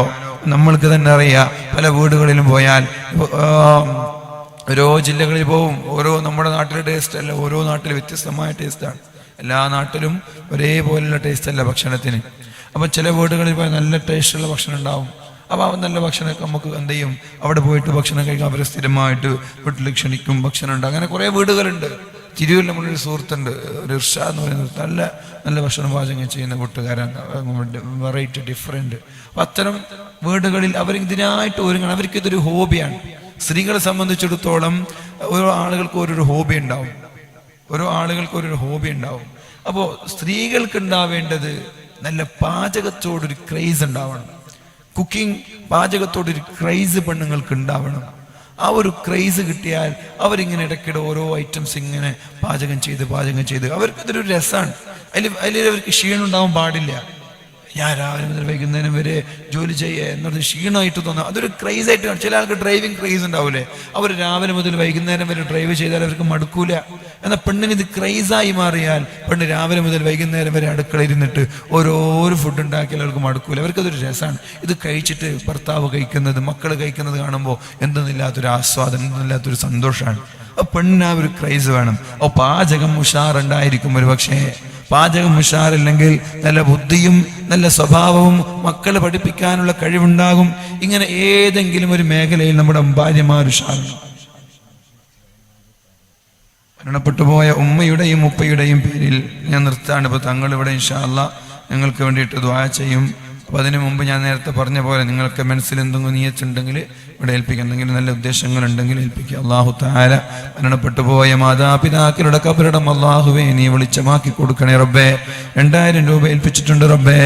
ഈ മഹത്തായ സ്വതഖ അവരുടെ മാതാപിതാക്കളുടെ ഖബറിടത്തിലേക്ക് നീ എത്തിച്ചു കൊടുക്കണേ അല്ലാഹുവേ. അവരുടെ ഖബറിടം നീ വല്ല ശിക്ഷയും അനുഭവിക്കുന്നവരാണെങ്കിൽ ഈ സ്വതഖയുടെ ബർക്കത്ത് കൊണ്ട് ശിക്ഷയെ നീ ഉയർത്തി കൊടുക്കണേ അല്ലാഹുവേ. ശിക്ഷയെ നീ ഉയർത്തി കൊടുക്കണേ റബ്ബേ. അല്ലാഹുവേ, ഇന്നത്തെ രാത്രി തന്നെ ആ ഖബറിടത്തെ സ്വതഖയുടെ ബർക്കത്ത് കൊണ്ട് വെളിച്ചമാക്കി കൊടുക്കണേ അല്ലാഹ്. സ്വതഖയുടെ ബർക്കത്ത് കൊണ്ട് ഖബറിടത്തെ സ്വർഗീയമാക്കി കൊടുക്കണേ അല്ലാഹ്. വിശാലമാക്കി കൊടുക്കണേ റബ്ബേ. ഹിസാബില്ലാത്ത അദാബില്ലാത്ത സ്വർഗം നൽകണേ റബ്ബേ. മാതാപിതാക്കളുടെ തൃപ്തി ലഭിച്ച മക്കളിൽ ഉൾപ്പെടുത്തണേ റബ്ബേ. ഇനി സ്വർഗീയ സുഖം ആസ്വദിക്കുന്ന ഖബറാളികളാണെങ്കിൽ അവരുടെ ദറജ നീ ഉയർത്തണേ അല്ലാഹ്. ഉന്നതമായ ദറജയും സ്ഥാനവും നീ നൽകണേ റബ്ബേ. അദ്ദേഹത്തിനും കുടുംബങ്ങളിലും അല്ലാഹുവേ മാരകമായ രോഗങ്ങൾ നീ നൽകല്ല റബ്ബേ. മാരകമായ അസുഖങ്ങൾ നൽകല്ല റബ്ബേ. പൂർണ്ണമായ ശിഫ നൽകണേ റബ്ബേ. ആരോഗ്യം നൽകണേ റബ്ബേ. ബറക്കത്ത് നൽകണേ അല്ലാഹ്. ഒരു പെണ്ണിനെയും അവളുടെ സ്വഭാവത്തിന്റെ പേരിൽ അവളിൽ എന്തെങ്കിലും നിങ്ങൾക്ക് ഇഷ്ടമില്ലാത്ത ഏതെങ്കിലും ഒരു സ്വഭാവമുണ്ടെങ്കിൽ അതിൻ്റെ പേരിൽ വെറുക്കാൻ പാടില്ല. കാരണം നിങ്ങൾക്ക് സന്തോഷം നൽകുന്ന ഇഷ്ടമുള്ള മറ്റേതെങ്കിലും പ്രത്യേകത ആ പെണ്ണിനുണ്ടാകും. വആശിറൂഹുന്ന ബിൽ മഅറൂഫ്. ഏറ്റവും നല്ല മാന്യമായ സ്വഭാവത്തോടെയാണ് പെണ്ണിനോട് നിങ്ങൾ പെരുമാറേണ്ടത്. ഫൈൻ കരിഹ്തുമൂഹുന്ന, അവളെ നിങ്ങൾ വെറുത്തു പോവുകയാണെങ്കിൽ ഫഅസാ അൻ തക്റഹു ഷൈഅൻ വയജഅല അല്ലാഹു ഫീഹി ഖൈറൻ കസീറാ. നിങ്ങൾക്ക് വെറുപ്പ് തോന്നുന്ന ചില വിഷയങ്ങളിൽ അള്ളാഹു എന്തെങ്കിലും ഖൈറുണ്ടാകുമെന്ന് ഉദ്ദേശിച്ചിട്ട് നിങ്ങൾ സമാധാനിക്കണം. ഞാൻ നേരത്തെ പറഞ്ഞില്ലേ, സൗന്ദര്യം ഇല്ലെങ്കിൽ സ്വഭാവം ഉണ്ടാവും, അതില്ലെങ്കിൽ പാചകം ഉഷാറായിരിക്കും, അതില്ലെങ്കിൽ ബുദ്ധിശക്തി ഉണ്ടാകും, വൃത്തി ഉണ്ടാകും. അങ്ങനെ ഏതെങ്കിലും നിങ്ങൾ കിട്ടിയ പെണ്ണിന് ഒന്നുമില്ല എന്ന് വിചാരിച്ചു, ഒന്നുമില്ല. അള്ളാഹു സൗന്ദര്യം കൊടുത്തിട്ടില്ല, സ്വഭാവം കൊടുത്തിട്ടില്ല. സ്വഭാവം ഈ പെണ്ണിനേക്കാൾ സ്വഭാവം മോശക്കാരി മാറില്ല, വൃത്തിയില്ല, ഒന്നുമില്ല. എന്തായിരിക്കും അവസ്ഥ? എന്നാ പിന്നെ ത്വരാക്കല്ലാണോ? എന്നാ പിന്നെ അല്ലല്ല. എന്നാൽ പിന്നെ അങ്ങനെ ഒരു പെണ്ണിനെയാണ് നിങ്ങൾ കിട്ടിയതെങ്കിൽ അത് അല്ലാഹു നിങ്ങൾക്ക് നൽകിയ പരീക്ഷണമാണെന്ന് നിങ്ങൾ മനസ്സിലാക്കി, നിങ്ങളുടെ കഴുത്തിലേക്ക് അല്ലാഹു കുരുക്കിയ ഒരു കെട്ടാണെന്ന് മനസ്സിലാക്കി, ഇത് നിങ്ങൾക്ക് അല്ലാഹു നൽകിയൊരു പരീക്ഷണമാണ്, ഇതിൻ്റെ പിന്നിൽ അല്ലാഹു എന്തെങ്കിലും ഒരു ഖൈറ് ഉദ്ദേശിച്ചിട്ടുണ്ടാകുമെന്ന് വിചാരിച്ച് എന്നിട്ടും അവളോട് നീ മാന്യമായിട്ടേ പെരുമാറാൻ പാടുള്ളൂ. അല്ലാഹു പറയാൻ നിനക്ക് ഒരു മേഖലയിലും അവളോട് താല്പര്യം തോന്നുന്നില്ല. ഭക്ഷണമാണെങ്കിൽ എന്നും ഹോട്ടലിൽ നിന്ന് കഴിക്കേണ്ട അവസ്ഥയാണ്. ഒരു ഭക്ഷണം ഉണ്ടാക്കിയാലും മര്യാദക്കൊരു ചായ വെക്കാൻ പോലും പെണ്ണിനറിയില്ല. എന്നാൽ ഇന്ന് വരെ കല്യാണം കഴിഞ്ഞിട്ട് 10 വർഷമായി ഒരു ടേസ്റ്റുള്ളൊരു ചായ തന്നിട്ടില്ല, ഒരു കറി വെക്കാൻ അറിയില്ല. ആളുകളെ വിളിച്ചു കൊണ്ടുവന്ന് ചങ്ങാതിമാരൊക്കെ വിളിച്ചിട്ട് ഭക്ഷണം കൊടുക്കാൻ തന്നെ മടിയാണ്. കാരണം ജനങ്ങൾക്ക് കഴിച്ചാവൊന്ന് മനസ്സിലേക്ക് ദഹിക്കണ്ടേ. അതുകൊണ്ട് എല്ലാ നിലയിലും നിങ്ങൾ കെട്ടിയ പെണ്ണ് വെരി ബാക്ക്വേർഡ് ആണെന്ന് മനസ്സിലാക്ക്. എന്നാൽ അള്ളാഹു നിങ്ങൾക്ക് നൽകിയൊരു പരീക്ഷണമാണ്. ഈ പരീക്ഷണത്തിൽ സഹിച്ചു നിന്നാൽ അതിൻ്റെ പിന്നിൽ അള്ളാഹു വല്ല രഹസ്യങ്ങളും വല്ല സന്തോഷവും മറച്ചു വെക്കാൻ സാധ്യതയുണ്ട് എന്നുള്ള പ്രതീക്ഷയോടുകൂടി സഹിച്ചിട്ട് എന്നിട്ടും അവളോട് മാന്യമായി വളരെ നല്ല രീതിയിൽ തന്നെ പെരുമാറണമെന്നാണ് പരിശുദ്ധ ഖുർആൻ പറഞ്ഞത്. പിന്നെ എവിടെയാ പെണ്ണുങ്ങൾ ഇസ്ലാം ഒതുക്കി നിർത്തിയത്? എവിടെയാണ് പെണ്ണുങ്ങൾ ഇസ്ലാം ഒതുക്കി നിർത്തി എന്ന് പറയുന്നത്? എവിടെ? ഒരു നിലക്കും പെണ്ണിനോട് മോശമായി പെരുമാറാനുള്ള ഒരു അർഹതയും നിങ്ങൾക്കില്ല എന്നാണ് പറഞ്ഞത്. നബി തങ്ങൾ പറഞ്ഞു, പെണ്ണിനോട് മാന്യമായി പെരുമാറുന്നവർ മാന്യന്മാരാണ്, പെണ്ണിനോട് മോശമായി പെരുമാറുന്നവർ നിന്ദ്യരാണ്, നീചരാണ്, നികൃഷ്ടരാണ്. നികൃഷ്ടരായ ആളുകൾക്ക് പെണ്ണിനെ അടിക്കാനും പെണ്ണിനെ തെറി പറയാനും പെണ്ണിനെ ചീത്ത പറയാനും പെണ്ണിനെ മാറ്റി നിർത്താനും നികൃഷ്ടരായ ആളുകൾക്കേ കഴിയുള്ളൂ. അത്തരം ഭർത്താക്കന്മാർ നികൃഷ്ടരായ ഭർത്താക്കന്മാരാണെന്ന് ശഫീഉനാ റസൂലുള്ളാഹി സ്വല്ലല്ലാഹു അലൈഹി വസല്ലം. പിന്നെ പെണ്ണ് ഭർത്താവിന്റെ രഹസ്യം പുറത്തു പറയാൻ പാടില്ല, ഭർത്താവ് പെണ്ണിന്റെ രഹസ്യവും പുറത്തു പറയാൻ പാടില്ല. ഇത് വളരെ വളരെ ഗുരുതരമായൊരു വിഷയമായിട്ട് എല്ലാവരും മനസ്സിലാക്കണം. ആണും മനസ്സിലാക്കണം, പെണ്ണും മനസ്സിലാക്കണം. പൊതുവെ ആളുകൾ 4-5 പുരുഷന്മാർ കൂടിയാൽ, 4-5 ചങ്ങാതിമാർ കൂടിയാൽ അവരുടെ അണിയറ രഹസ്യങ്ങൾ പരസ്പരം പങ്കുവെക്കാറുണ്ട്. അതേപോലെ 4-5 സ്ത്രീകൾ, ചങ്ങാതിമാരായ 4-5 സ്ത്രീകൾ കൂടിയാൽ അവരുടെ അണിയറ രഹസ്യം അവരും പരസ്പരം പങ്കുവെക്കാറുണ്ട്. അത് വളരെ മോശപ്പെട്ട സ്വഭാവമാണെന്ന് അള്ളാഹുവിന്റെ ഹബീബായ റസൂലുള്ളാഹി സല്ലല്ലാഹു അലൈഹി വസല്ലം അർ-റജുലു യുഫ്ളി ഇലാ ഇംറഅതിഹി വതുഫ്ളി ഇലൈഹി. ഒരു പെണ്ണിനെ ആണ് സമീപിക്കുന്നു, ഭർത്താവ് സമീപിക്കുന്നു, ഭർത്താവിനെ ഭാര്യയും സമീപിക്കുന്നു. എന്നിട്ട് ഭർത്താവിന്റെ ചങ്ങാതിമാരുടെ അടുത്ത് പോയി അണിയറ രഹസ്യങ്ങൾ, ഭാര്യയുമായി കിടപ്പറ പങ്കിടുന്ന രഹസ്യങ്ങളൊക്കെ ഈ എല്ലാം വിവരിച്ചു കൊടുക്കുന്നുണ്ട്. കല്യാണം കഴിഞ്ഞാൽ, ഫസ്റ്റ് നൈറ്റ് കഴിഞ്ഞാൽ, ആദ്യ രാത്രി കഴിഞ്ഞാൽ ചങ്ങാതിമാർ പരസ്പരം ഒരുമിച്ചുകൂടി കാര്യങ്ങൾ ഷെയർ ചെയ്യുന്നത് നാട്ടിൽ സർവ്വസാധാരണയായി മാറിയിരിക്കുകയാണ്. ഫോണുകൾ വിളിക്കുന്നത്, എന്നിട്ട് സംസാരിക്കുന്നത്, രംഗങ്ങൾ പറഞ്ഞു കൊടുക്കുന്നത് സർവ്വസാധാരണയായി മാറിയിരിക്കുകയാണ്. ഇത് ആണുങ്ങൾ മാത്രമല്ല, ഈ വിഷയത്തിൽ പെണ്ണുങ്ങളും ഒരുപോലെയാണ്. അവരിഷ്ടപ്പെടുന്ന അവരുടെ അടുത്ത ചങ്ങാതിമാരവർക്ക് കിട്ടിയാൽ അവരും ഇത്തരം വിഷയങ്ങൾ യാതൊരു ലജ്ജയില്ലാതെ അതേപോലെ വിവരിച്ചു കൊടുക്കാറുണ്ട്. ഇതാണ് ഇന്ന മിൻ അഅ്ലമിൽ അമാന. ഇത് അള്ളാഹു നൽകിയ അമാനത്തിൽ ഏറ്റവും വലിയ ഗുരുതരമായ ഏറ്റവും വലിയ അമാനത്താണിത്. നിങ്ങൾക്ക് ഒരുപാട് അമാനത്ത് അള്ളാഹു തന്നിട്ടുണ്ട്, ഒരുപാട് സൂക്ഷിപ്പ് മുതൽ തന്നിട്ടുണ്ട്, സൂക്ഷിക്കാൻ ഒരുപാട് രഹസ്യങ്ങൾ അള്ളാഹു തന്നിട്ടുണ്ട്. പക്ഷെ അള്ളാഹുവിന്റെ ഈ സൂക്ഷിക്കാൻ ഏൽപ്പിച്ച വിഷയങ്ങളിൽ ഏറ്റവും മഹത്വമുള്ള വിഷയം ഇതാണ്, ഗൗരവമുള്ള വിഷയം ഇതാണ്, ഏറ്റവും ഗൗരവമുള്ള വിഷയം ഇതാണ്. ഈ അമാനത്തിൽ നിങ്ങൾ ഒരിക്കലും വിശ്വാസവഞ്ചന നടത്താൻ പാടില്ല. ഖിയാമത്ത് നാളിൽ അള്ളാഹു ഇതിനെ കുറിച്ച് ചോദ്യം ചെയ്യും. ഇത്തരം വിഷയങ്ങൾ നമ്മൾ സൂക്ഷിക്കേണ്ടതുണ്ട്. രഹസ്യങ്ങൾ മറ്റൊരാളുമായി പങ്കുവെക്കുന്നത്, അള്ളാഹു സൂക്ഷിക്കാൻ ഏൽപ്പിച്ച വിഷയങ്ങൾ മറ്റൊരാളോട് പറഞ്ഞു കൊടുക്കുന്നതിന് സമാനമാണെന്ന് പുരുഷന്മാരായ ഭർത്താക്കന്മാർ അതേപോലെ സ്ത്രീകളും മനസ്സിലാക്കണം. അല്ലാഹു റബ്ബ് സുബ്ഹാനഹു വ തആല തൗഫീഖ് നൽകട്ടെ. നബിതങ്ങളെ കുറിച്ച് പറഞ്ഞാൽ പാല് കറന്നിരുന്നത് നബിതങ്ങളാണ്, അടുക്കളയുടെ പാല് കറന്നിരുന്നത് നബിതങ്ങളാണ്. നബിതങ്ങൾ ഒരു സാധാ MLA അല്ല, ഒരു മന്ത്രിയല്ല, ചീഫ് മിനിസ്റ്റർ അല്ല, പ്രൈം മിനിസ്റ്റർ അല്ല. എത്രയോ രാജ്യങ്ങളെ ഒന്നിച്ച് നിയന്ത്രിച്ചിരുന്ന വലിയ ഒരു രാജാവിനേക്കാൾ പ്രഗത്ഭനാണ്, അപ്പുറത്താണ് നബിതങ്ങൾ. ഒരു പ്രൈം മിനിസ്റ്റർ എന്ന് പറഞ്ഞാൽ ഒരു രാജ്യം നോക്കിയാൽ മതി, മുഖ്യമന്ത്രി എന്ന് പറഞ്ഞാൽ സംസ്ഥാനം നോക്കിയാൽ മതി. എന്നാൽ എത്രയോ രാജ്യങ്ങളെ ഒന്നിച്ചു നിയന്ത്രിക്കാമെന്ന് പറഞ്ഞാൽ അതിനേക്കാളൊക്കെ വലുതല്ലയോ? ആ നബിതങ്ങൾക്ക് വെറും രാജ്യം നോക്കിയാൽ മാത്രം പോരാ. നമ്മുടെ മുഖ്യമന്ത്രിക്ക് നാട്ടിലുള്ള റോഡുകൾ, ക്ഷേമനിധി, അങ്ങനെ ഒരുപാട് മറ്റുള്ള നാടിന്റെ വികസന വിഷയങ്ങൾ മാത്രം നോക്കിയാൽ മതി. ഇവിടെ മസ്അല കൊടുക്കേണ്ട ആവശ്യമില്ല, ഇവിടെ ഫത്വ കൊടുക്കേണ്ട പണിയില്ല, ജനങ്ങൾക്ക് ദീൻ എത്തിച്ചു കൊടുക്കേണ്ട പണിയില്ല. പക്ഷേ നബിതങ്ങൾ അങ്ങനെയല്ല. നബിതങ്ങൾക്ക് ജനങ്ങൾക്ക് മസ്അല പറഞ്ഞു കൊടുക്കണം. ആളുകൾ സംശയം ചോദിച്ചു വരും, ആളുകൾ ഫത്വ ചോദിച്ചു വരും. അതേപോലെ ഓരോ നാട്ടിലുള്ള ഓരോ ഗവർണർമാരെ നിയമിക്കണം, ആ നാട്ടിലുള്ള നിയമങ്ങൾ ശ്രദ്ധിക്കണം, പാവങ്ങളായ ആളുകൾക്ക് ഭക്ഷണം എത്തിച്ചു കൊടുക്കണം. ഇങ്ങനെ ഓരോ മേഖലകളിലും നബിതങ്ങൾക്ക് ശ്രദ്ധിക്കണം. അതിനിടയിലാണ് അല്ലാഹുവിന്റെ ഹബീബായ റസൂലുള്ളാഹി തങ്ങൾ ആടിനെ സ്വന്തമായി കറന്ന് പാലെടുത്തു കൊണ്ടുവന്നിട്ട് ഭാര്യമാർക്ക് കൊടുത്തിരുന്നത്. അതേപോലെ സ്വന്തം ചെരുപ്പ് ഭാര്യയോട് പറഞ്ഞിട്ട് വൃത്തിയാക്കുകയല്ല ചെയ്യുന്നത്, നബിതങ്ങൾ വൃത്തിയാക്കുമായിരുന്നു. നമ്മുടെ ചെരുപ്പ് ഭാര്യയെ കൊണ്ട് കഴുകിപ്പിക്കുന്നത് അത്ര നല്ലതല്ല. നമ്മുടെ ചെരുപ്പുകൾ, നമ്മുടെ ഷൂകൾ ഭാര്യയോട് കഴുകാൻ പറഞ്ഞ് നിർബന്ധിപ്പിച്ച് ചെയ്യിപ്പിക്കുന്നത് നല്ലതല്ല. ചെരുപ്പ് കഴുകിത്തരാത്തതിന്റെ പേരിൽ ഭാര്യയോട് വെറുക്കുന്നതും നല്ലതല്ല. അങ്ങനെയൊക്കെ ഉണ്ട്. ചില ആളുകൾ ഇതൊക്കെ പറയാറുണ്ട്, എൻ്റെ ചെരുപ്പ് പോലും കഴുകിത്തരാറില്ല എന്ന്. എങ്ങനെയാണതൊക്കെ പറയാ? നമ്മളാണത് കഴുകേണ്ടത്. ഇനി ഏതെങ്കിലും ഒരു ഭാര്യ സ്വന്തമായിട്ട് കഴുകിത്തന്നാൽ അതൊരു ബോണസായിട്ട് നിങ്ങൾ കൂട്ടിയാൽ മതി, അതൊരു ഓഫറായിട്ട് കൂട്ടിയാൽ മതി. ഭാര്യയോട് കഴുകടി എന്ന് പറയാൻ നിങ്ങൾക്ക് അവകാശമില്ല. നിങ്ങളുടെ ചെരുപ്പ് കഴുകേണ്ടത് നിങ്ങളാണ്. ഇനി നല്ല സ്നേഹമുള്ള ഭാര്യമാർ അത് തിരിച്ചറിഞ്ഞിട്ട് നിങ്ങൾ എവിടേക്കെങ്കിലും പോകുമ്പോൾ നിങ്ങളുടെ ഷൂകൾ പോളിഷ് ചെയ്തു തരും, നിങ്ങളുടെ ചെരുപ്പുകൾ കൈ കഴുകി തരും. അത് നിങ്ങൾക്ക് കിട്ടുന്ന ബോണസാണ്. ആ ഭാര്യയെ നിങ്ങളൊന്ന് നെഞ്ചിലേറ്റി ആത്മാർത്ഥമായി തിരിച്ചു സ്നേഹിച്ചാൽ മതി. അതേപോലെ ആ പെണ്ണിന് അല്ലാഹു അതിന്റെ പേരിൽ പ്രതിഫലം നൽകുകയും ചെയ്യും. അതുകൊണ്ട് ചെരുപ്പ് നിങ്ങൾ നന്നായി വൃത്തിയാക്കിയത്. അള്ളാഹുവിന്റെ ഹബീബ് സ്വന്തമായി ചെരുപ്പ് വൃത്തിയാക്കുമായിരുന്നു. വസ്ത്രം കീറിപ്പോയാൽ നമ്മൾ ഭാര്യമാരോടാണ് തിന്നാൻ പറയാ, തുന്നിച്ചേർക്കാൻ പറയാ. നമ്മൾക്ക് അറിയാത്തത് കൊണ്ടാവാം. എന്നാൽ അള്ളാഹുവിന്റെ ഹബീബ് സ്വന്തമായിട്ട് കീറിപ്പോയ കുപ്പായങ്ങളെ നൂലുകൾ കോർത്തിട്ട് തുന്നാറുണ്ടായിരുന്നു.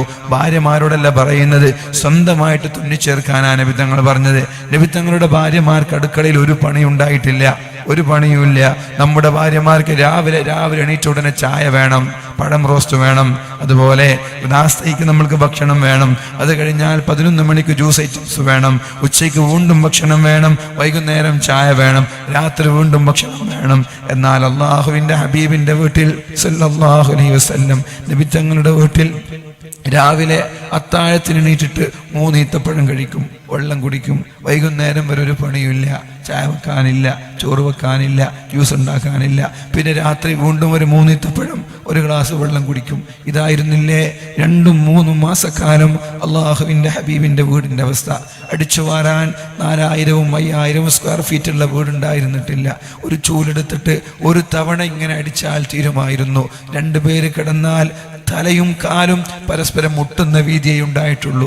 ചില വീടുകളിൽ തല വെച്ചാൽ കാല് പുറത്തായിരുന്നു, ഒന്ന് ചാടിയാൽ റൂഫിലേക്ക് കയ്യെത്തുമായിരുന്നു. ഇത്രയും ഒരു ചെറിയ വീടിൽ അടിച്ചു വാരാനും വൃത്തിയാക്കാനും സമയം വേണ്ട. ഒരു പണിയും വീട്ടിലുണ്ടായിട്ടില്ല ഭാര്യമാർക്ക്. എന്നിട്ട് പോലും നബിത്തങ്ങൾ സ്വന്തം പണി നബിത്തങ്ങൾ ഏൽപ്പിച്ചതാണ്.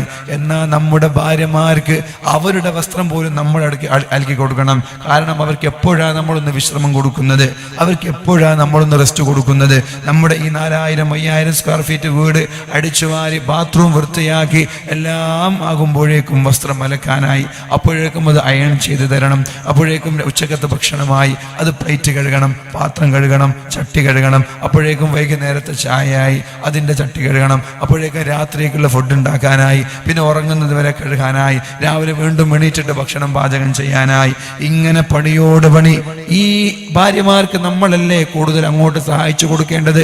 നബി തങ്ങളുടെ വീട്ടിൽ ഒരു പണിയും ഭാര്യമാർക്ക് ഉണ്ടായിട്ടില്ല. ഭൂരിഭാഗം ദിവസങ്ങളിലും പട്ടിണിയുള്ള വീട്ടിലാണ് നബി തങ്ങൾ സ്വന്തമായിട്ട് ചെരുപ്പ് തുന്നിയത്, അതേപോലെ സ്വന്തമായിട്ട് ചെരുപ്പ് കഴുകിയത്, വസ്ത്രം തുന്നിയത്, സ്വന്തമായിട്ട് എല്ലാ വിഷയങ്ങളും സ്വന്തം ചെയ്യുമായിരുന്നു. വീട് അടിച്ചു വാരി കൊടുക്കുമായിരുന്നു നബി തങ്ങൾ. വീട് അടിച്ചു വാരിയത് നബി തങ്ങളാണ്. പിന്നെ എന്ത് പണിയാണ് ആയിഷ ബീവിക്കൊക്കെ ഉണ്ടായിരുന്നു? നിങ്ങൾ ആലോചിച്ച് നോക്ക്. 2 മാസക്കാലം ഈത്തപ്പഴവും വെള്ളവും കഴിച്ചിട്ട് ജീവിച്ചു എന്ന് പറഞ്ഞ ഹദീസ് സ്വഹീഹല്ലേ? അങ്ങനെയാണെങ്കിൽ 2 മാസക്കാലം എന്ത് ജോലിയായിരുന്നു ആയിഷ ബീവിക്കൊക്കെ ഉണ്ടായത്? വീടടിച്ചു വാരിയിരുന്നത് നബി തങ്ങളായിരുന്നു. പിന്നെയോ അല്ലാഹുവിന്റെ ഹബീബ് ഖാദിമീങ്ങളുടെ കൂടെ ഇരുന്ന് തിന്നുമായിരുന്നു. പാചകം ചെയ്യാനുള്ള മാവുണ്ടാക്കുന്നത് നബി തങ്ങളായിരുന്നു. അതേപോലെ അങ്ങാടികളിൽ പോയി വീട്ടിലേക്ക് വസ്തുക്കളൊക്കെ വാങ്ങിച്ചു കൊണ്ടുവരാറുണ്ടായിരുന്നു. അങ്ങനെ ഒരുപാട് വിഷയങ്ങൾ അള്ളാഹുവിന്റെ ഹബീബായ റസൂലുള്ളാഹി തങ്ങൾ വീട്ടിലുള്ള എല്ലാ വിഷയങ്ങളിലും സഹായിക്കാറുണ്ടായിരുന്നു. ഇത്രയൊക്കെ രാജ്യത്തിന്റെ തീരുമാനങ്ങൾ, അതേപോലെ ദീനിന്റെ നിയമങ്ങളൊക്കെ ജനങ്ങൾക്ക് എത്തിച്ചു കൊടുക്കുന്ന തിരക്കിനിടയിലും ഒരു തിരക്കില്ലാത്ത നമ്മൾ വീടിന്റെ ഒരു വിഷയത്തിൽ നമ്മൾ ശ്രദ്ധിക്കാറില്ല. അത് പെണ്ണുങ്ങളെ പണിയല്ലേ എന്ന് പറയും. എന്നിട്ട് നമ്മുടെ പണിക്ക് നമ്മൾ പെണ്ണുങ്ങളെ കൊണ്ടുപോകും. തോട്ടത്തിൽ അടക്ക പുറക്കേണ്ടത് പെണ്ണുങ്ങളാണ്, തേങ്ങ പുറക്കേണ്ടത് പെണ്ണുങ്ങളാണ്, വെള്ളം ഒഴിക്കേണ്ടത് പെണ്ണുങ്ങളാണ്.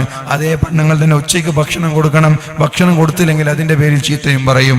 എന്നാൽ നമ്മുടെ പണിക്ക് അവരെ വിളിച്ചിട്ട് അവരെ പണിയിൽ ഒരു സഹായിക്കാൻ പോലും സന്മനസ്സില്ലാത്ത ഭർത്താക്കന്മാർ.